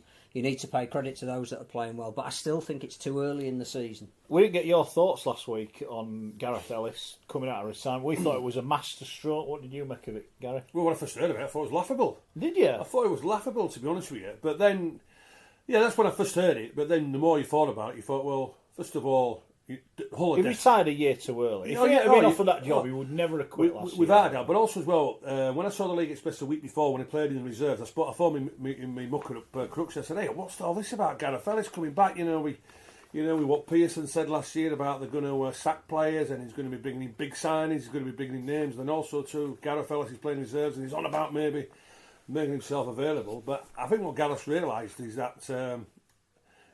Even though at 37, people say, well, it's a little bit too old from there now, but he's still got the appetite. And even when he retired, he was still playing quality rugby league. He was still Hull's best player by far.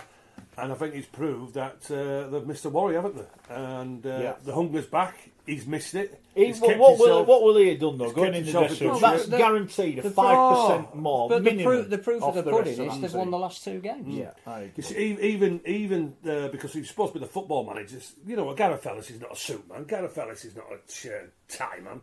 And when you've seen him all this season, I think maybe the back in the last season as well, he was on there with the water bottles and he was on there in the team talks and all this sort of thing. So yeah, he's missed it. He's got that appetite back. He's kept himself fit, and he said, "I'll tell you what, we're in dire straits. I want to put something back in here. I want to try and turn it around." And boy, oh boy, he's turned it around. As you just mentioned there, Matt, just with him being on the training paddock, just with him being around the dressing room, it would have given everybody a massive... Because Gareth Ellis has been one of the best players in the Super League era. Yeah. There'll be no shortcuts when he is leading the training. Who was when you played? Who was when you thought, oh, he's playing, we've got a chance to do? Who was the guy? Hold on. Who's here with the T? Wellington. Is it? It is Wellington. He's Wellington. Wellington Albert. Thierry's brother. Yeah. We'll ask Scully that in a minute. We've had to let Brian Barwick go. I know. He's been binned Oh, off. apparently you can get Scully on a cup, says Nick. Oh, can you? Yeah, but I didn't see. I'm trying to ask Wellington, but I don't think Wellington's paying attention. So He's got a Leeds, isn't he, Wellington Albert? Apparently, Is that right? Is that right? Wellington Albert's going to Leeds. That's what our sources tell us. Rubbish. That's what I'm telling you. Rubbish. Don't you talk to me like that. Rubbish. What, a big offloading forward? Surely that's Fair not enough. what Leeds need. Fair enough. Thanks to Mark, who's just subscribed. Listen, Richard, you had Has he? a Well done, man. Richie had a great one on Friday. Wilson, you're a Bradford fan. Don't be winding me up that the signing Wellington Albert. Vodka and orange, Phil. Yep. So, it's cocktail time. I wanted a gin and tonic. I've got a milky tea. I've got the paper here, right? Leeds Rhinos, this is League Weekly, are tipped to strengthen their pack after a disappointing start to the season. The struggling Betfred Super League giants, lols, who have lost 4 of their first 5 games, have been linked with targets on both sides of the world. Some bloke from Cronulla who no one can pronounce, Ava. Good luck. Ava. That's what he's going to have on the back of his shirt, Ava. I think he might be on his way. Potentially, Wellington Albert, who was made redundant by Widnes Vikings last week. He would not count on overseas quota because they have been granted Federation-trained status by the good people at the Rugby Football League. Fair enough. Right, go to our Twitter poll. Yeah. Who is the big? According to a listener, who is in the most crisis? Well, or biggest I don't know trouble? why you bother putting Huddersfield in this poll because no one cares about Huddersfield. It's either Whoa! Don't be saying That's crap another like that. somebody Jesus. else now who's banned from. Whoa! You can't say stuff like that. What's the attendance yesterday? Rich, I've got to go to Huddersfield on 22nd of March. Come on. Well, I don't You're about the only one of us who can at the moment. Not when I finish tonight, I won't be. Almost a third of the crowd there yesterday apparently were Hull fans. Right, so no one cares about Huddersfield. 21%. Over a third of the crowd. 21% Huddersfield. Right. I voted for them actually. I don't know why. Right. Wigan 46%, Leeds 33%. Wigan because they are the champions. They are the team of Right, crisis. so we're starting off with Wigan then. Beaten at London. We said, congratulations to London, by the way. That is a said magnificent nothing result. away. I did say on the predictions last week, I thought it'd be a really close game. Because I think, from a London point of view, these are the games. This is why you're in Super I think that's League. the 2 points they didn't expect to get. You want to play Wigan, you want to beat Wigan. Me and Rich were talking ahead of kick-off. We saw the team, we thought, ooh, that looks a bit weaker. Granted, I think they had a couple of injuries. They've got caught with the pants down. Although, fine margins, Escaré drops the ball. I tell you what, Gary, if you'd have passed that ball and Richard Shawright had dropped that pass, you'd have Well, it was about you'd have probably dug an hole and buried him on the field. PDRL, isn't it? We saw that. He kept giving passes. Yeah, so Escaré drops the ball, Dixon goes 95 yards, London win. That's sport, isn't it, Gary? You take your chances or you get beat. We've arrowed out, and also as well when you look at it, as I say, let's take nothing away from London from there, and also they were 10-0 down at one point. Early doors they were 10-0 down, so it just shows you the sort of character and that belief and the confidence what Danny Ward gives them. There was no way made out. I wouldn't imagine anybody would have said London would have beaten Wigan yesterday. But what you got to do for London is not. And I say we all know the credit what we will give them, but it's just hanging in there, and they know if they can hang in there, and they get treated with disrespect like Wakefield treated with. Because let's not forget when Wakefield played them down there 5 weeks ago, they were leading twice by 12 points. So again, it's all about the attitude, it's all about the respect. Gary, we were all quick to say, they haven't signed enough players, but that is a team that is used to winning, used to getting out of tight spots, that won some amazing games back-to-back to even get in the four last year. And is that actually their strength now? There's no two ways about it, because what Danny has said in pre-season, he said, listen, I'm keeping everybody here who we feel is good enough because they've put us in this position and they deserve the opportunity to play at their highest level. Don't get me wrong, they are going to get a couple of ironings like Cass gave him last week and whatever. But I think that's the credit that we haven't given London, that the week before they were found out. Yeah, absolutely. Is that the mentality though of their team? In 7 days, they know they're going to get tucked up here and there. Yeah, they'll know that. Danny Ward he'll be. I won't say be frightened of going anywhere, but he'll know there's a risk they'll go somewhere and lose by 50. They know that, but also as well. You mentioned, Wigan left a couple of players out here. Ben Flower was resting this off, and that is just a total lack of respect for London. So London would have looked at the team sheet and said, probably same as what I did and thought. Oh, hang on, they've left it. It's like when Wakefield played Leeds on Friday night. Cameron Smith at standoff. Oh boy! I tell you where we're going to go. We're not going to attack on the left hand side. We're going to go Callum Watkins and Cameron Smith. We'll talk about that. But the fact of the matter is, they didn't give him the respect. Whatever the attitude was, right. London. Absolutely sensational. But what I will say is, Mark, it's quite simple here now. There is massive, massive problems at Wigan. And what I will say is, if Wigan under Sean Wayne were 10 up down at London, there is no way made Wigan would have lost that game yesterday. No way made. The problem is, where do Wigan change it in the short term? They can't do change it. You know why? Too much interference. Too much interference from the main man in Mr. Lennigan. Is it too much interference or is it too much cost cutting? Yeah. Well, whatever you want to call it. Who are they going to bring back into that team that is materially going to turn it around? And when you bring in a coach for a year, it undermines the stability of everything. Hold on, you're right, but what undermines the stability is the bloke that's supposed to be coming. Every idiot says, I don't think I'm coming. He might as well have said, right, lads, everyone in rugby union, I'm thinking about taking a job at Wigan. I don't really want to. I'm thinking about it. So if you've got a job in the next 18 months, give us a ring and I'll come down. He might as well have done that. I think he wants to take the job at Wigan, but I think he wants some assurances from Wigan that their ambition in terms of recruitment off the field and on the field matches his. Right, I'm going to stop you there then, because we're led to believe, because Sean Wayne wasn't got rid of to get in Sean Edwards, the reason that he went is because they wouldn't fund what he wanted funding in terms of backroom staff and things like that. So if they're not giving it to Sean Wayne, why should they give it to Sean Edwards? Well, is that one of the key things that's happened in the week then at Wigan, which has kind of gone under the radar, is Steve McCormack's departure?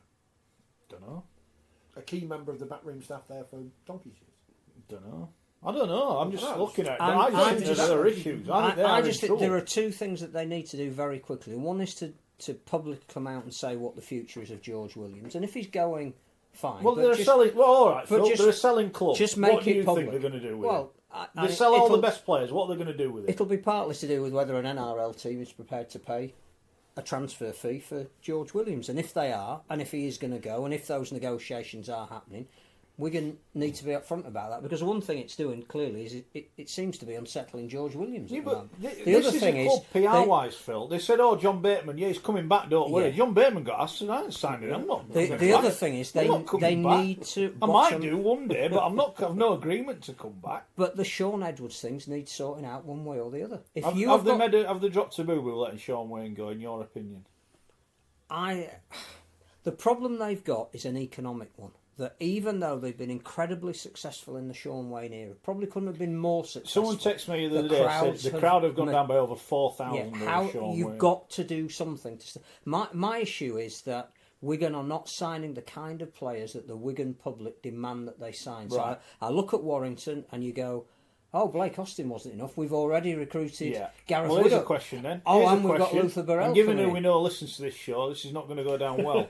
Should Ian Lenigan sell Wigan Warriors if he can't afford? I'm not saying he can't afford. If he's not willing to bankroll it, and let's be fair, the big clubs now. You just mentioned Simon Moran is bankrolling Warrington. And let's be fair to Ian Lenigan. He's put about £1.5 million of his own money in over the last 2 years. Well, if he hasn't got any more, does he need to walk away? Well, somebody needs to decide what is going to attract the Wigan public back, because it clearly isn't going to be a team that is merely successful, because they've had a team that's now they've got a team that don't look like they're going to be as successful. How is that material going to impact? People said to me about the academy and it's doing really well, but then other people went, "Oh, we're not bothered if they're all from Wigan. It really doesn't matter to us. We want to watch the team playing." When you look at the way Warrington are building their club at the moment, it wasn't enough for them that they got to 2 finals and didn't win them.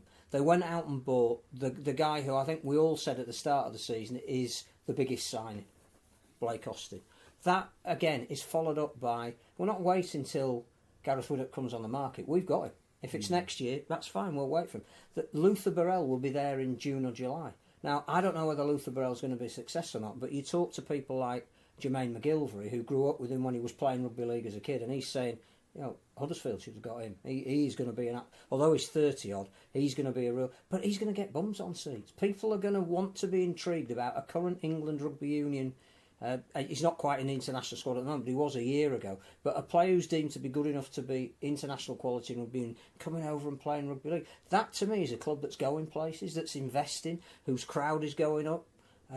Wigan at the moment, look, I have no problem with Jared Sammett as a player. He's one of the most enjoyable players I've seen when he's on. But at 32, he's not a Wigan signing. No, look, that's not. He even admits that himself. I mean, we go back to it when his phone rang. When Wigan won a sign, he must have fallen off his, he must have fallen off his seat. Thought it would have wound up, but I'd say the miss. They went for Jackson Hastings, but they didn't get him. Now I don't know too many targets over the recent past that if Wigan really wanted. Well, they would have got him. You go back to Widder. From what we understand last week, Ken Davey, and we've got this on good authority, Ken Davey made a monumental offer to Gareth Widder. A massive offer. Because he's a local. And he turned it down. Turned it down to go to Warrington. So Warrington have gone, name your price, we're paying it. No messing. If they'd have wanted Jackson Hastings, they'd have got him. They wouldn't have gone, they just said, and no, the other thing I don't understand, and as you say, there are some high up people in Wigan who monitor everything we talk about. We're grateful that they do. There's a red dot here just on your shoulder up here. I don't know where that's come from. But I suspect that if they'd wanted Sean Edwards straight away, under a previous administration, they would have got Sean Edwards. Well, as I said at the time, if Sean Edwards was that desperate for the job, he would have walked away and said, I'm not bothered about the World Cup. I've been to one, done whatever, I'll come. In my opinion, Edwards is just basically now rumours he's going to go to Wasps, whatever. He has just gone out and said, "Give me a job." Yeah, he's putting himself. Give me a job. But I think he's an honourable guy, and the only reason he would be doing he's an that, honourable. Every interview, he said, "I don't know if I'm going to Wigan." but I think that's because he wants some assurances that the job he's going to at Wigan is the job he thought it was, and that will include an enhanced backroom staff. Because let's face it, he hasn't been in rugby league for 20 years, so he's going to need some people around him. Plus, he'll need to know that the transfer pot is there. Because even Sean Edwards, with the current squad of players, couldn't turn them into a grand final winning team. Well, I think one of the big things that and what are they going to do when Sean O'Loughlin retires? Well, go on the coaching staff. But one of the big things Sean did say was when he took the job, he said, two of the most important things I'll be doing straight away will be getting 2 quality assistants. So he wants 2 quality assistant coaches as it is. Not cheap. Yeah, exactly. So that's an extra revenue. But as Mark has just mentioned there, and I say I was a little bit like, Sean, it just sounds to me you're putting yourself in the shop window. Yeah. But what I would say, well, first of all, this is all Ian Lenigan's fault because all he's doing is interfering. He's had enough of bankroll on the club there. We can see with the crowd figures. Sean Wayne should never have ever been allowed to leave. And also to Chris Ladlinsky, who's the CEO from there. All Chris is at this moment. He's just been a puppet. An absolute puppet, because he should have stuck up for Sean Wayne. Well, when he said he was going, Radlinsky should have gone as well.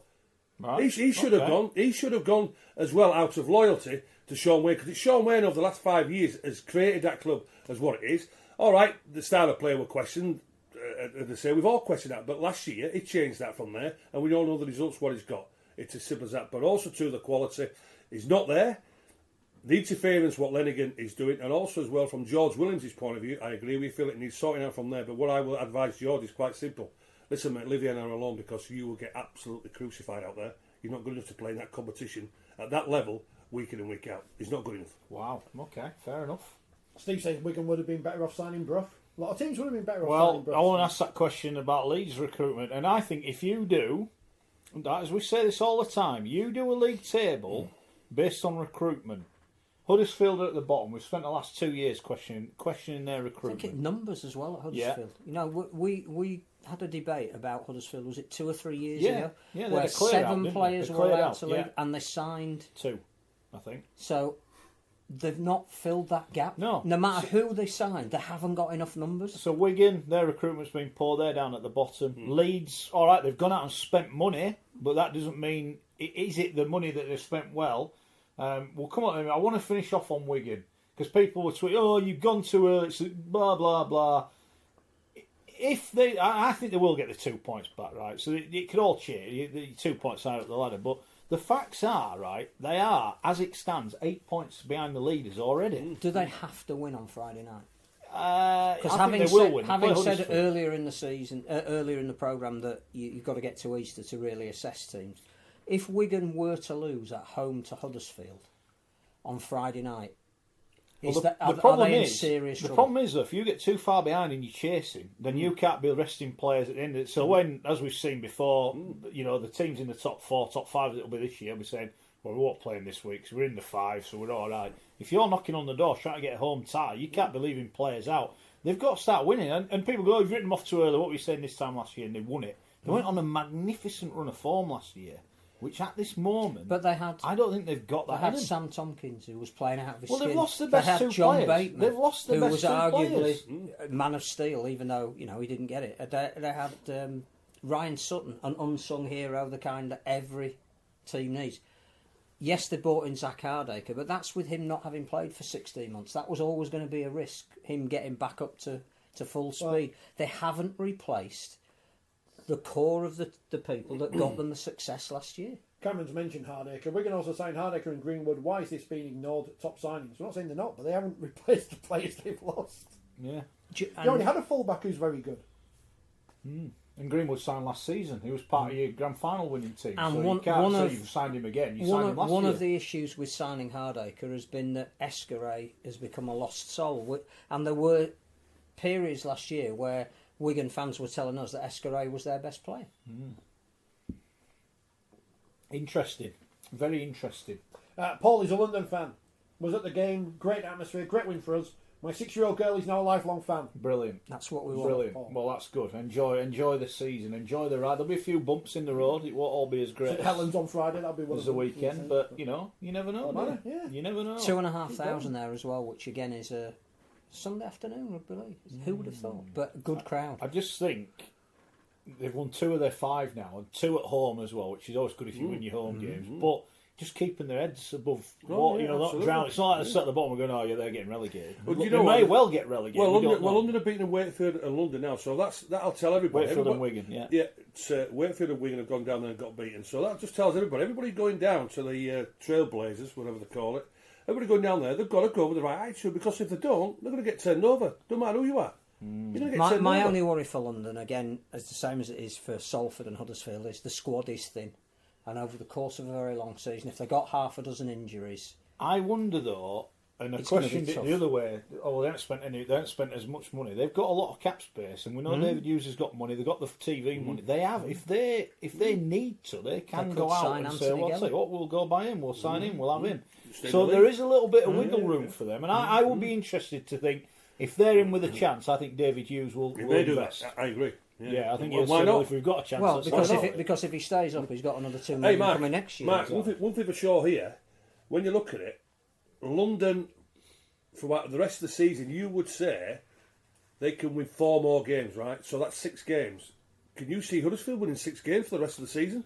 Well, That's the question. Well, they play each other, don't they, in a few weeks? And I think if London do win that game, And is that London or I don't know. We'll have a look in a minute, wherever. But I reckon London have got another 4 games in them. They will win this year.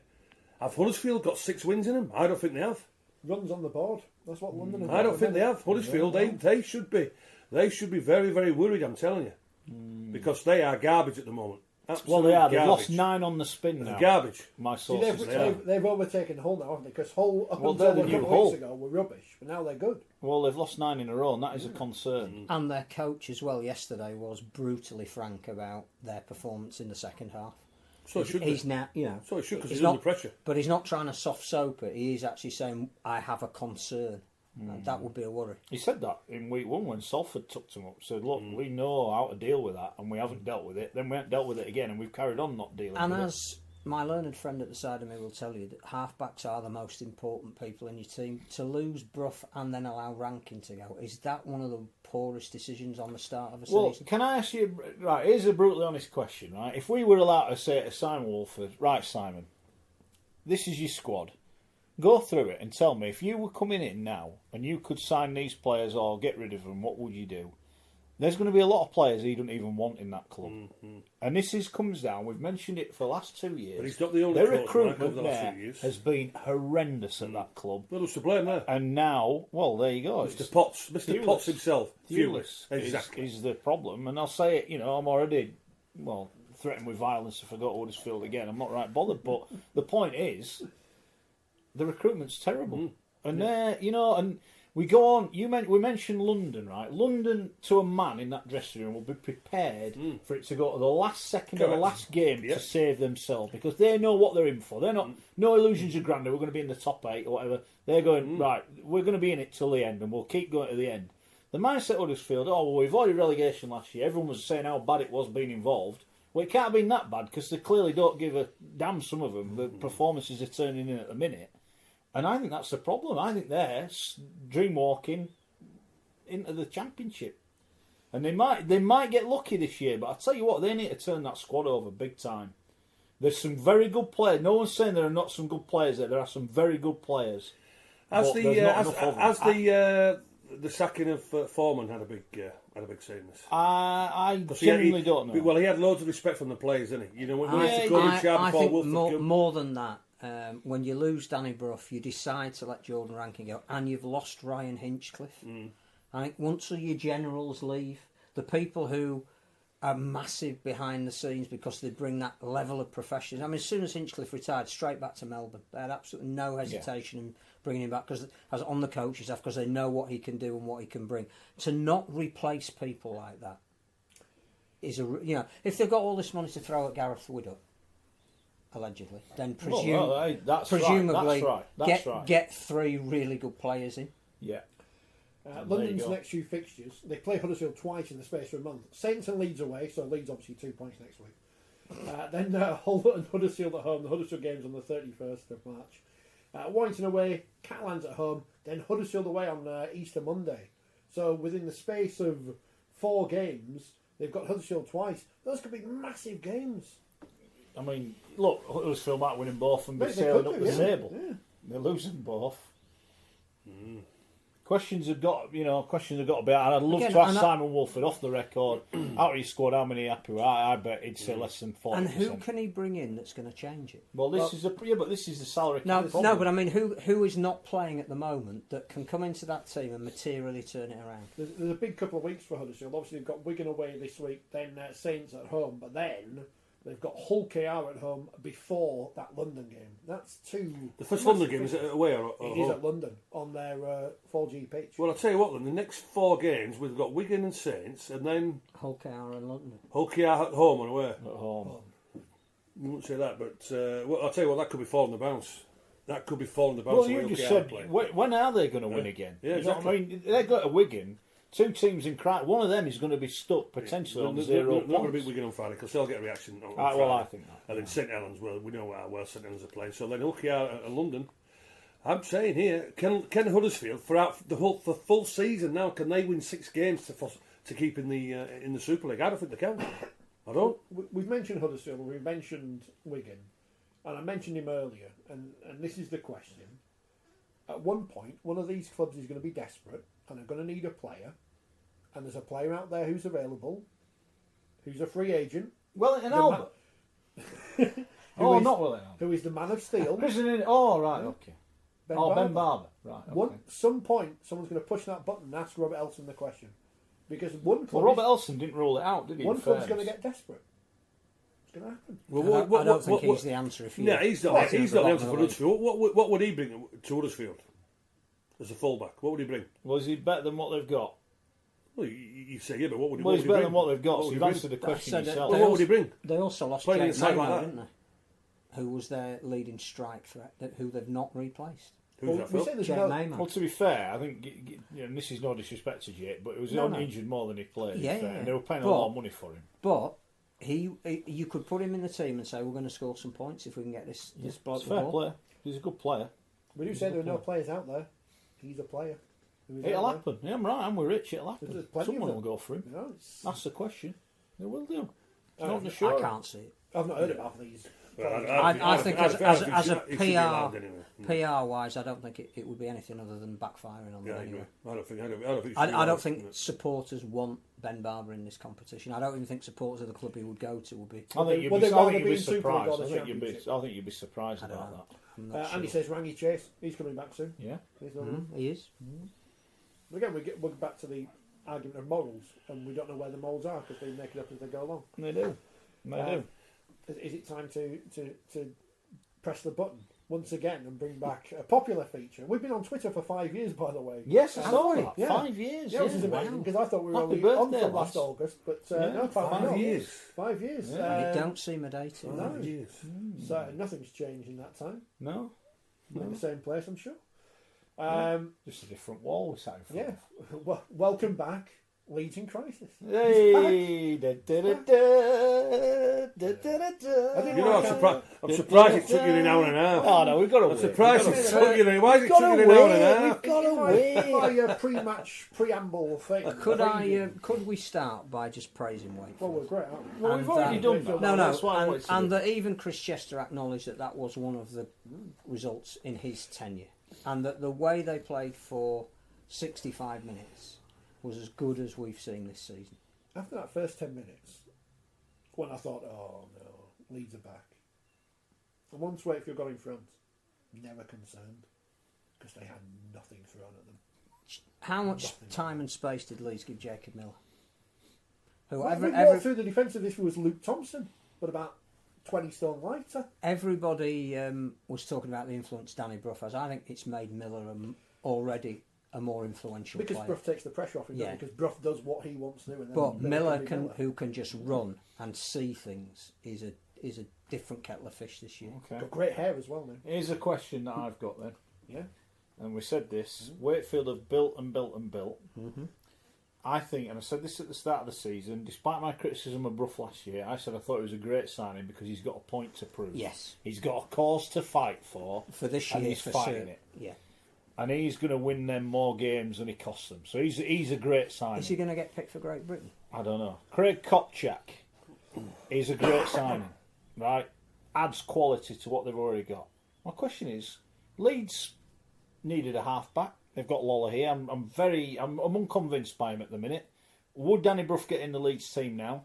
And Craig Kopchak certainly would get in the Leeds team now. So why have Leeds gone out splashing cash when they could have actually got two players right on the doorstep that would have improved their team? So why have they done that? And here's one I'm going early with this one. Is Kevin Sinfield doing a peacock? Peacock went to OKR, got them relegated. You can't, however you dress it up, he was in charge, they got relegated. And Kevin Sinfield's throwing money around, and as I understand it, players not happy, players being cut adrift out of the squad, not welcome in the squad, disillusioned, want to leave the club. We're publicly told players are free to go because they need to try and turn over some salary cap. I don't think it's a happy camp there, and I think Kevin might be partly to blame for that. Well, one thing for sure, mate, is I'm getting fed up with this word, we're in transition, right? We're in transition. This is Leeds Rugby League Club we're talking about, right? Just had a £45 million stadium, right? So we're in transition, right? And if Leeds are in transition, I would understand it if we were playing 4, 5, 6, 19, 20-year-olds, right? Well, let's just have a look at the side. What played on Friday night? Lauahia, international. Briscoe, international. Watkins, international. By the way, as well, Callum Watkins, for me, I think the pressure of the captaincy is playing on him. I think the captaincy should be taken off him. Hurrell, international. Ash Hanley, first team player. Cameron Smith, first team player. Myler, international. Pettigrew, I don't know what he is. Dwyer, decent player. Murren, international. Ferris, international. Sutcliffe, a Knight. Cuthbertson, NRL. Alinsky, okay. Parcell, quality when he first came. Donaldson, for me, not good enough. And Singleton, yeah, decent player. Transition with a squad, what you've got there, what I've been doing in pre-season training, and by the way, David Furner, for me, David Furner is a quality coach. David Furner was a quality player. You don't play for Australia like you play for there. You don't win a grand final play with Canberra with the quality players what got from there. And I would imagine David Furner, unfortunately, is putting the spin on the Leeds performances because he's been told to. Because he's been told to from there. But I would imagine behind closed doors that he will be booting doors down. He will be booting everything one can see, because you can see a little bit of frustration in Furner from there. Some of them players, quite simply, are not good enough to play for Leeds. So what I want to see, what I want to hear from Davies is a little bit more honesty. Because what he's doing is putting spin on performances. We're in transition, yeah, and we're a work in progress. The Leeds fans do not accept that. On Friday night, Wakefield embarrassed Leeds. They embarrassed Leeds. And what Richie said after 10 minutes, for 70 minutes, that game wasn't a contest. And I was speaking to the great man myself on Friday, about 11:15 when we was having a chat. And do you know what? Opening that new stadium, well, most of the stadium, I said to Phil, I said, do you know what? I'm 53 years of age. I'm sat in my living room here. I'm bouncing off the walls. You know what? Because I want to get out. I want to get out there tonight, because you know why? Because of the atmosphere it was going to create. The atmosphere what was created there by the fans. I'm sorry. We are not accepting, as Leeds fans now, this pathetic comment that we're in transition. No, you're not. You're not. You've got enough quality out there on the field. Why are you not playing and performing? Or you can. They can only answer that from us.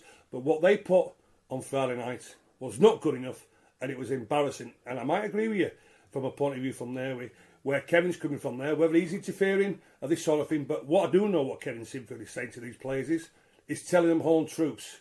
What Kevin is doing is telling these players the home truths. And what he's saying to them, if you can't handle the pressure, go find somewhere else. Well, and I think that's the right attitude. All right, well, you're all right saying that. But it's a salary cap sport, and players don't have to leave. Players can stay there. I agree. And then when you need them to play, and managers have said to me, and football managers have said to me in the past, if you've got a small squad of players, or a squad, say 21 at football, that all believe they can play, you will get everything out of those 21 players. As long as they believe they can play. Yeah. There's people at Leeds know they're not going to get picked. So where's their motivation? What are they going to do? And these are players on long contracts that were given recently. So what's gone on? What is the sea change? What's happened at Leeds? Well, it's quite simple. And Kevin's been open and honest with these players. Because I know he said it to two of the players.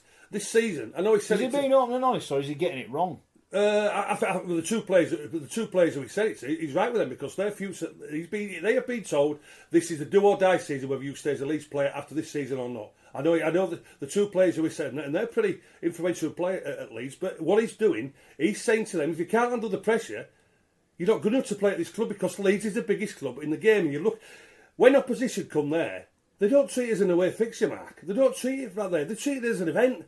They love the facilities. They love the atmosphere. So this is what the pressure of the Leeds players have to handle. And what Kevin's finding out now, and it's finding out from the players, that they can't handle this pressure. So I'm sorry, well, but they've got to move on. But I'm not accepting this ridiculous situation now where we're saying we're in transition, because we're not. Made this point last week, and he said, "I've basically just gone out and bought 3 good players and put them into a poor squad.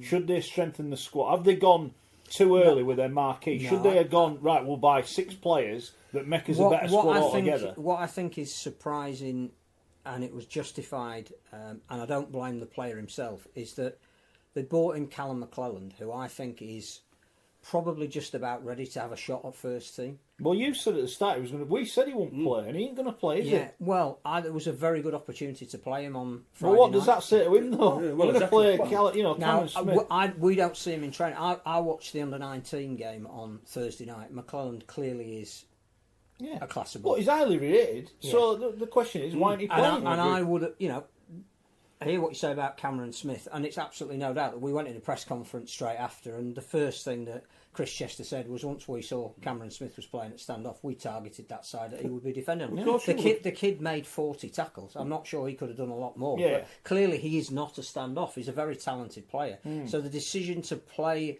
a youngster out of position against two of the most experienced and why? I don't know if he did. 'Cause I haven't seen the game, but why did he not, when it was clear they were getting done? Why did he not say, right, put Lola here back and we'll put someone else at fullback or a Nick's asked the question, and it's a fair question. Lola here's a 6. So you play him at 6. They've got a full-back at the club. Yeah. Can't get he's here. He's playing for Fev. He's playing for Fev. So why wasn't he playing number 1? But also as well now. He needed to gain some fitness, having been out. Yeah, but also what people are saying now is that Lola here is not a 6. Is a better fullback. So if Lola here then decides to say, do you know what, I want to play fullback instead of 6, what the hell they're going to do then? Because we'll be the show, they ain't got a scrum half. They ain't got, and I'm not going to go on about him anymore, but they ain't got a scrum half. So if they don't play Lola here, what's going to happen? You praised him 2 weeks ago. All of the players that are in transition because they're new to the club, and it does take a while, certainly for overseas players, to get familiar in their surroundings and with their teammates. There is naturally an element of transition. Even Lachlan Coote is in transition at the moment because he's not yet fully au fait with what St Helens do and play. But Leeds had an off performance this week. The players that you're saying aren't cutting it are the ones that you were praising the week before at half time at St Helens. There has to be that element of balance. Right, so where's the consistency in the performance? Well, there isn't any at the moment, but there was going to be a period of time at the start of this season where it took a chance. What I would say is, I was surprised McClellan didn't play on. Right. So what I praise 25 minutes performance against St Helens. Right, they've not put an 80 minutes in. So in the second half against St Helens, they didn't score a try in 40 minutes from there. But, right. So what I'm saying, you were saying they up until this week they were getting better every week. Yeah, they were. Yeah. So they've had an off week. Off week, it was an embarrassing week, Phil. No, well, I think you need to factor into that how well Wakefield. I mean, we haven't mentioned Matty Ashurst yet, who I thought, had he stayed on for the full 80 minutes, would have been a candidate for man of the match. Everybody in that Wakefield team made a contribution. It was almost like clockwork, but they've been building that. How easy did Leeds make that performance for Wakefield? Well, again, one thing we haven't spoken about, which didn't make any difference to the result and shouldn't have done, because Wakefield were clearly a much better team. We need to decide what we're doing with obstruction again at the moment, because it's suddenly become an issue. Had it gone to 24-16, it might have been a different game. But Leeds didn't deserve anything out of that game. But for 4 weeks away from home, they were building. For the 5th week, against a very, very good team who were completely underestimated by anybody outside of Wakefield, they weren't good enough. They've got a real test now over the next 2 weeks. It was interesting in the press conference afterwards. I enjoy listening to the coaches because they teach you things. Because I'm just some bloke who goes and says, this team scored a try, and then this other team scored a try, and now they're winning. And Chris Chester was talking about Ryan Hampshire, and on the record on this programme, I think Max Jarrett's the best fullback at Wakefield, but he's playing at Newcastle at the minute. Because as Chris Chester explained, the fullback in his system is almost another halfback. So Ryan Hampshire fits perfectly into that, and now I can understand. And that's what he also said about Leeds picking a second rower at standoff. That's where they knew they'd have Cameron Smith, I think, is well worthy of a place in Leeds 17. He's well worthy of playing in the back row, absolutely. But why chuck him under a bus? Are we going to see McClellan this week then, or what's going to happen? I suspect it depends on whether Jack Walker's fit. Because if he comes back, Lola here goes back to 6. I think a lot of it is about building partnerships, and that again is. It's interesting that having had the Lola here, Myler, and them getting better each week, you then break that up. Brilliant comment from KPW here, who is a Wigan fan. Transition is a retrospective term. Until Leeds improve, they can't call this transition. It's just a decline. Leeds in decline. We'll get those t-shirts. Well, and also I think what needs to be factored into it as well is Leeds aren't in decline. They're where they were last year. Yeah, well that's the thing. So they were an inferior team last year. Has the Leeds success, and let's be fair, it's been a golden era where they had the best team.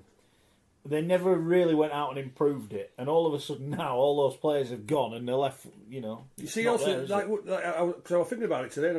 Why is Danny Maguire playing at Hull KR still not playing at Leeds? I can't. Why, Garbutt? I'm not. Whatever the reasons were, right? Mitch Kainos, Garbutt. why is Kainos Right, it is one for you. Would Mitch Garbutt, Jimmy Kainos, and Danny Maguire get in the Leeds team now? Yes, they would. Yeah. Yes, they Kainos would. wouldn't, but the other Kainos two wouldn't. Why wouldn't he? Because he wouldn't get in ahead of Watkins and Hull. So he couldn't play in the back row then? He wouldn't play in the second row? I don't think so, but and he's a fantastic squad player. But I can see. Hey, I'll tell you what, Kainos would have done a better job at number 6 defensive wise than what Cameron Smith would have done on Friday night. So the point is, I'm with you. The recruitment, retention, players getting long-term deals, then told the year after they're not well, they want to get rid of you, or we're trying to get rid of you because we want to get someone else in. What is the plan? What are they going to do? Why are they getting rid of fringe players? Which is that just to get some more money in? Yeah, so they can go and sign a big prop forward from Cronulla. Fair enough. Whose name we cannot pronounce. And just to So are we definitely getting him, are we? I think he's it on says his in the way. paper. No, I think Cronulla desperately need to get... Before the season kicks off, there are, I think, 3 NRL teams that need to get rid of players to be under the salary cap, because they actually enforce their salary cap as if it's live. One of them is Cronulla. One of them is this huge prop forward who I think has been offered to clubs, and he looks like Leeds are interested. What about now, to sign him, they probably have had to release the Malalis and... I say as well, Walters. Phil, Callum Watkins. We know Callum's coming back after a serious knee injury, right? But yeah. but he was made to look like an under-8s player by. I'm not sure that's fair. Well, but, he was on Friday, but he's not fully fit. Well, that's what I'm saying. Well, why is he playing then? Right, so what I'm saying Because unfortunately, without reserve grade, the only way you Why get is he fit not is by Featherstone playing. then? So Phil, what I'm Why is saying he is, not Featherstone? Because he's going to get fitter quicker by playing at the top level. He's had 4 really tough games, and clearly he wasn't the only one. It's taken a fair bit out of him, more than they would have known, and Tupu exploited that. So what I'm saying But is, Phil, I'm he's confident he'll come back. he's not fully fit. He's lacking confidence, right? But also as well, the captaincy is that a burden for him? Should that be taken away just to relieve the pressure? I'm not on his even sure that performances? captaincy these days is an issue. Oh, it is. I'm not sure that it is. I think he's hugely respected in the club. What do you make I'm of not Trent saying he's Merrin not. getting sin bin anyway for dissent? With the ball in hand. It's not acceptable. It needs to be better. He was frustrated, wasn't it? But He was, but just you can't do it. need just to be can't do better. it, yeah. When your just team's can't do not it. playing well and you've been signed as a leader, you don't set that example. Can I ask a question? Right, and this is coming from a portly gentleman on a team of rather portly gentlemen, yourself excluded. Hold on, with 46 caps. Trent Merrin, is he looks like he's carrying a bit of timber. Is that a fair comment, or is that how he always looks? And forgive me, because I don't watch the NRL all the time, but Well, I he think just well, looks as though he's carrying a bit of... Also, if you were a horse, you'd say he's carrying a bit of but confidence. also as well, mate, because a few Leeds fans said it to me a week or 2 ago when he mentioned he wants to finish his career in the NRL. Interesting statement that one. Well, that's it, because he signed a 4-year deal at Leeds, which will take him to 33 years of age. Is he trying to say, I want away from it, I want out of this, I'm not enjoying this, I want to get back to the NRL as soon as I don't know, possible? I'm just asking a question. No, but what I'm saying is he putting it all in for Leeds? Yeah. Is he putting it all in? 30 tackles. Did he hurt anybody? You'd have to ask the people that he I tackled. just don't know. I just don't know about it. I I just think thought it- that was really poor that he I got think sin bin. what I agree, and there is no excuse for that. What people forget is that some of the greatest players who have come from overseas have needed time to settle. Oh no, I get that. I do Leslie get that. I do Vainikolo get is the that. classic example. Yeah, I I'll do never get forget that. driving up to Dormans. Odsal and seeing, before he'd even played a game, all of the posters about the volcanoes about to erupt. He came having had a season virtually wrecked with a knee injury his last year at Canberra, and it took him a year. And there were Bradford fans saying, I don't know why we signed this bloke, I don't know why he's the poster boy. He'll never... You talk to people now about who is one of the greatest wingers that ever played in the Super League. yeah. You know, Matt Gidley, unfairly compared to Jamie Lyon from the minute he arrived. The first season he was at St Helens, virtually every St Helens fan said, I don't know why we've signed this bloke, he's not the same as league as Jamie. By the time he went, they were crying that he was going. They're 5 games in, 4 of which have been against the top teams from last year. Yeah, but if Leeds want to be a top team, Phil, they've got to Absolutely. win some of these But games. there has to it's all be- right saying, we've No, lost at but Wigan, we've that's lost at Saints. You can't then get But pumped by Wakefield at home. No, but they've got Wakefield twice away. The telling factor for Leeds this year will be, can they go to Wakefield and pick those points back up? And by that time, there'll be no excuse about new players coming in aren't yet fully acclimatised. They'll be telling facts going to Wool on Friday night. Never mind going to Wakefield. Happy camp. Great point from David. I want you to put this to Phil. So Philly's happy, Golding is getting match fit at Fev, but Watkins getting match fit in the lead side. What's the difference? Yeah, what's the difference? I suspect that it's for whatever reason, Ashton Golding's face doesn't fit at Leeds at the moment. Yeah, exactly. Signed a new 5-year deal 2 But years ago. you would have to ask Kevin Sinfield and David Furner why that is. I think Callum Watkins, the way he certainly played against Salford, the way he played for most of the game against St Helens, it looked like he was getting his fitness back. It seemed that last Friday caught up with him a bit. People very much enjoy. But he is a world-class player. Can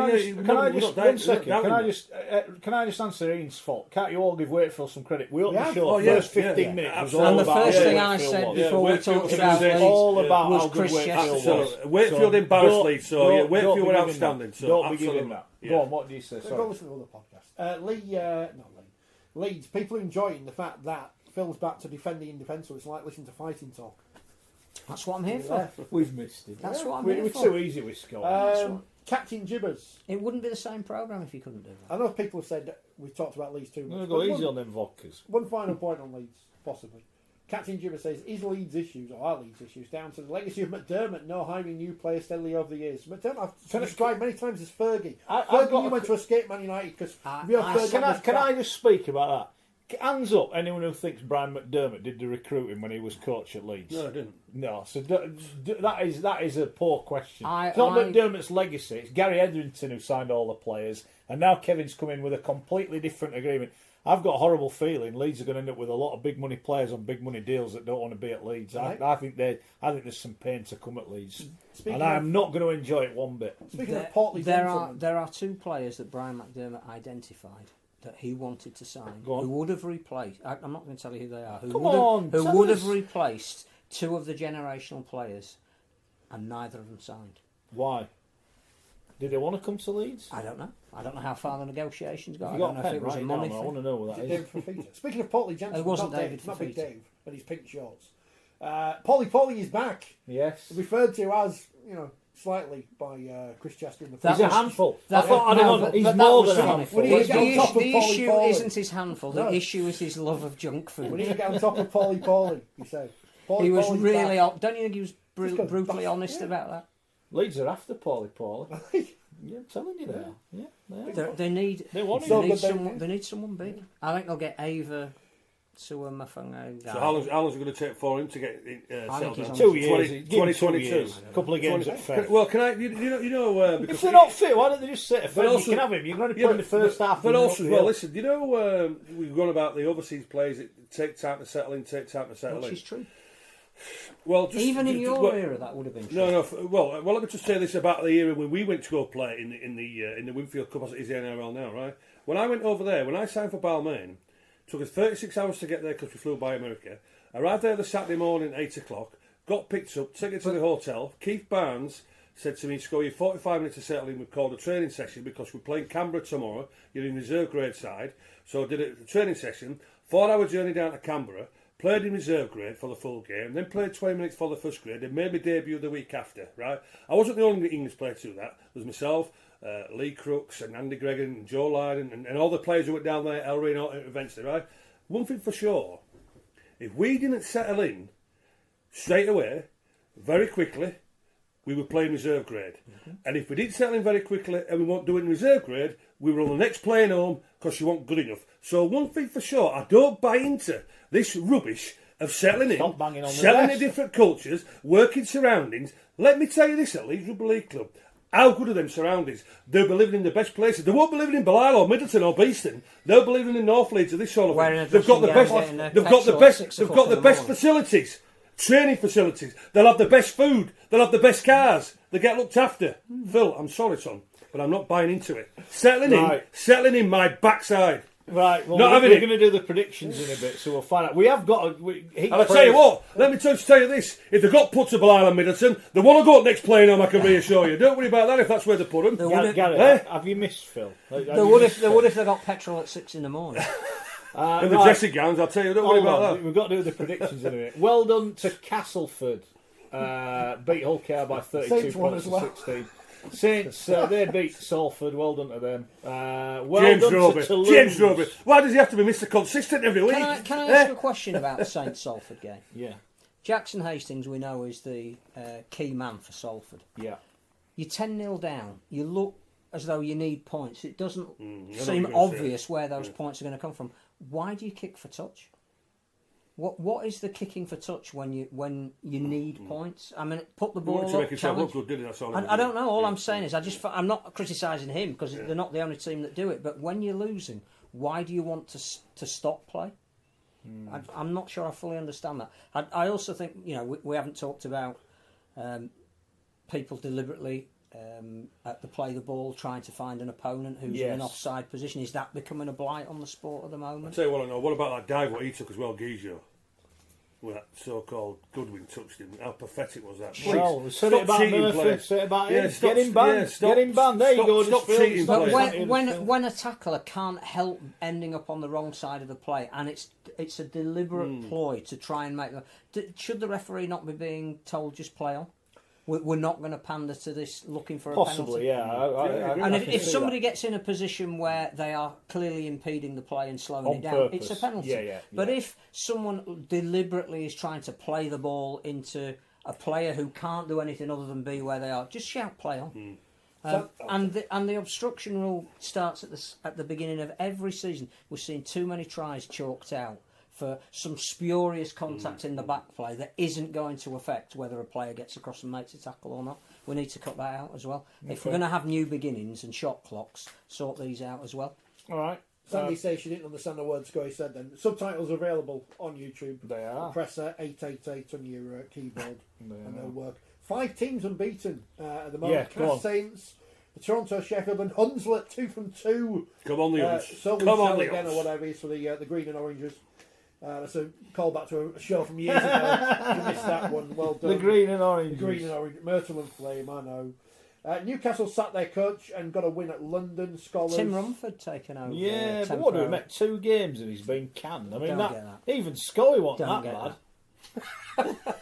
Well, actually, it probably was. No, Bar I think that is harsh. Very harsh. At least in fairness to West Wales, they only lost by 54 at Hunslet, so they're getting there. All the mention out North Wales. Keith obviously beat the Bears, and Doncaster beat Workington. In the Championship, Swinton sound like they were very unlucky to lose by 2 at Halifax. Dewsbury Toronto was great on the telly, great entertainment in the mud. Just very different, wasn't it? It was a throwback. Yeah. Chris Anakin spitting, getting sent off for that. That's disgraceful. Should be a big ban. Only player banned from Super League, Grant Millington, this week. 2 games. 2 games. What's he done? Punching. York edging out Lee. Great if you had Lee +2 on. Come on, York. I told you York would be good. James Ford, give him a big job. And we talk about teams in crisis. Bradford losing at home, nilled by Toulouse. I'm waiting for Andrew Chalmers. James Ford. TNA, Hey, what about this? The weather. We just we were talking. Before the season started, the first coach to be sacked. Tell you what, Huddersfield, Wigan, Leeds, James Ford. Is he ready for one of the big jobs yet? Shane Flanagan. Is he ready for one of the big jobs? Toulouse Toronto this week will be a fantastic game. Would really love to be at that.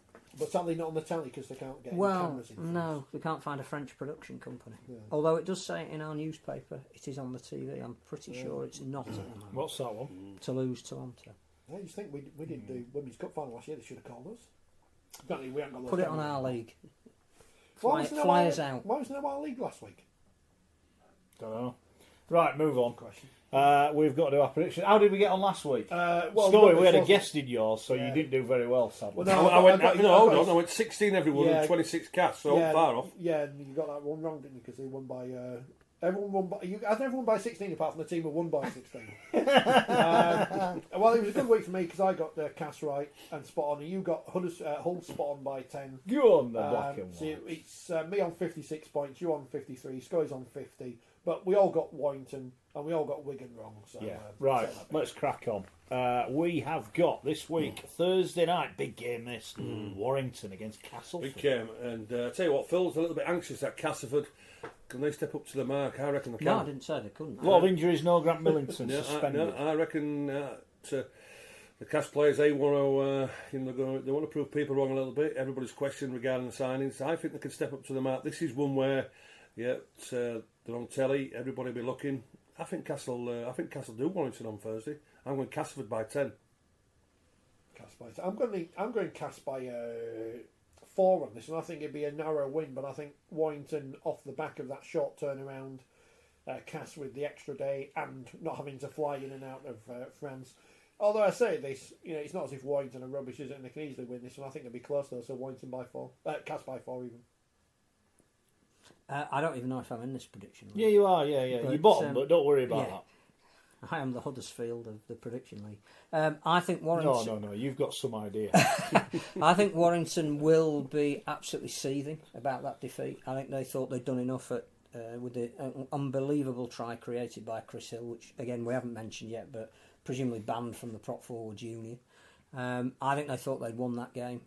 I think they'll come back with a point to prove, and I think they'll narrowly take it by 6. Okay, I'm going to go for Warrington. I think it's going to be the game of the season, though. I think it'll be a titanic clash. I'm going Warrington by 2. Right, Hull Leeds. Here we go. Hull, the informed team in Super League now. Playing for the Gary Schofield Shield. Protection Shield. The Gary Schofield Shield. Let's be honest, it wouldn't be a trophy You know what? if it had your name attached I'm going to to it. Hull on Friday. I'm going to take a shield Bit of cardboard and run on the coming field into with it you. at the end. There you Give it go. to the winner. There you go, lads. Well, it's been a bit of a turnaround for the black and whites, hasn't it? I just can't say anything else except a black and white win. I'm going the black and whites by 14. Leeds have got a good record at Hull over the last few years. However they're playing, they do seem to manage to eke out a result at the KCLM Lost there Stadium. last year, though, didn't they?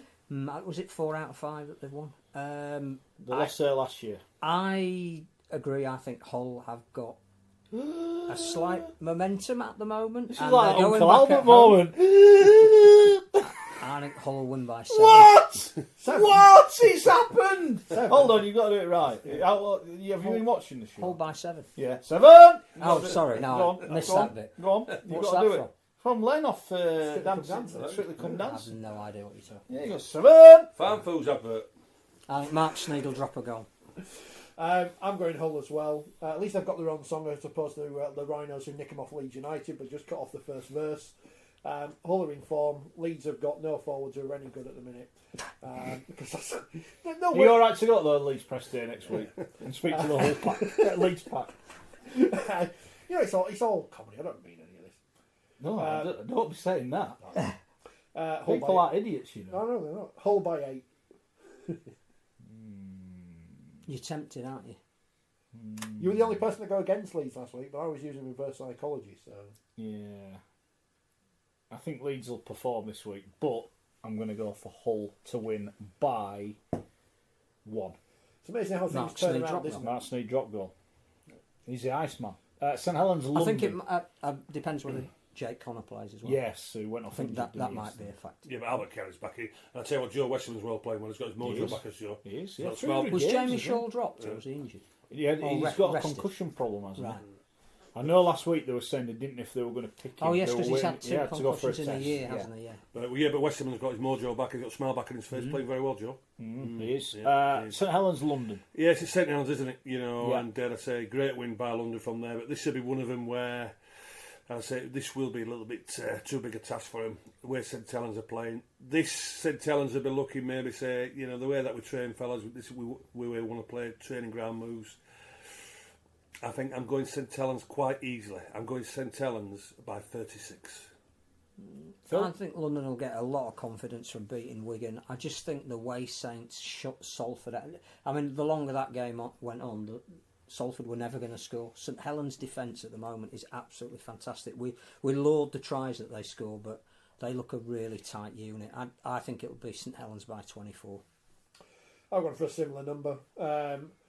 Saints still aren't at their peak yet.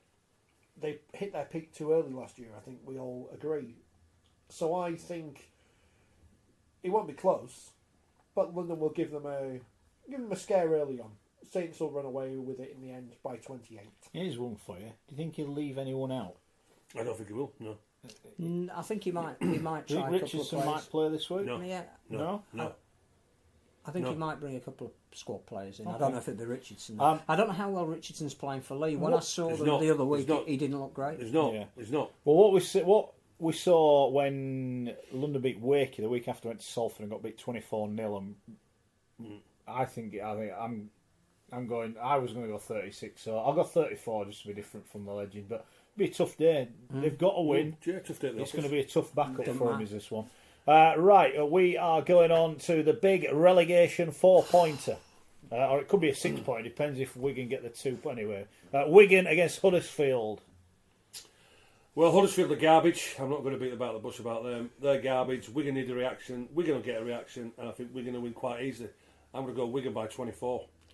I just think it's going to be a very, very nervy DW Stadium, and the longer it goes on that Wigan aren't ahead, the harder it's going to be for them in front of their own fans. I think it'll go very quiet, be a really difficult atmosphere. Huddersfield have got a chance to salvage something. I just don't think they're good enough. But Wigan by 2. I think it's going to be excruciating for both sets of fans. We're going to upset all the Huddersfield fans again by tipping them to lose. We get criticised for when they're saying they're going to lose. Like when they went to Catalan, we all went for Catalan. We get hammered, and then when they lose, no one goes, "Oh, yeah, you were right." Yeah. The Pies have it. The Pies have it, and they have it by 12. I just don't think they've got a load of points in them at the moment. Maybe not. I get that, but they're playing Huddersfield, so I'm going Wigan by 24. Same as me then. Oh, is that what you've got? I'll go 26 then. Catalan Salford. Yeah, good performance by Catalans. The big players stepped up, didn't they? I'm going to have to bring the shot clock in because we're going over. Yeah. Salford on the road, travelling a little bit. No, I think the Catalans will have too much. I'm going to Catalans quite convincingly. I'm going Catalans by 20. I think that was a really big win for Catalan, the manner of it. I think they'll back that up again at home, but I think Salford again, nothing to lose. That makes them very dangerous. Wasn't this game 40-all the other year? Lots of points. Catalan by 8 in a high scoring game. Slightly more for the Catalans. Going to go Catalans by 10. Salford picked up some injuries last week. I think they need to box clever. I think this might be one they might rest a few that need resting if they can do that. I'm going to go Catalans by 28. And Wakefield Hull KR, the Sunday afternoon game, there'll be 20,000 down at Bellevue. They've got to be. Oh, by the way, anyway, we're getting bread back anyway in the press box. That's good. Is that the new regime? I'm not allowed in the press box. Well, you are now. No, you are now. now. It's done now. You're back in. We've got you back in. I've got my own reserve place, a legend chair. He's got legend on the chair, is it? It's just something different to legend, but I think you'd be happy with it. Okay. Right, go on. Where are you going? Yeah, Hull KR, they're doing all right, aren't they? Hull KR, but you just feel as though, I say, Wakefield, it's all about that consistency at a high level. That's what Chester want. That's what will demand. Just feel as though Wakefield, they're playing with a smile on the face. Bruffers in form. Jacob Mull, as you mentioned, ripping people apart. Backline's good. Forward's good. Good, well-balanced side. I'm going Wakefield here quite convincingly. I'm going Wakefield by 18. I think they have to back up such a good performance. I think they will. I'm not convinced at the moment that Hull KR have got consistency. I think there are some issues about the way they're playing at the moment. I can't say anything other than Wakefield by 20, to be honest. They were going to play for the Bright Sodgy Trophy, but he's unavailable at the minute. So it's the Andy Kelly Trophy now. There's one for fans. So is the Andy Kelly Trophy more prestigious than the Gary Schofield Shield? Yeah, because it'd be a proper trophy. We'll find one somewhere. Can't we buy one off Marlon? I'm going to thingy, Buy one before off you go Marlon. on, Fran, I'm going to give you one of my shields. I want as an amateur, you can take that and present that. All right. I'll just nick one of the hubcaps off your car when we're outside. Wakefield by 24. I thought Hull KR would get spanked at Cass. Didn't quite work out that way. I think Wakey's win over Catalan was probably one of the biggest results of their season. They've gone none from 3. They're under the pump. Now they're looking up. They're looking at catching teams above them. I think it could be a long day for Hull KR. I'm going to go Wakefield by 36. Points. Well, last time a team from Hull went to Wakefield scored 80 odd or whatever. There you go. It's easy. It's easy. That is it. We're done. Come on, Hull. That's all I've got to say. Come on, Hull. Keep it going. Wigan or Huddersfield will still be in crisis next week. Leeds maybe. We'll find out. Good luck to everyone. Thank you for listening.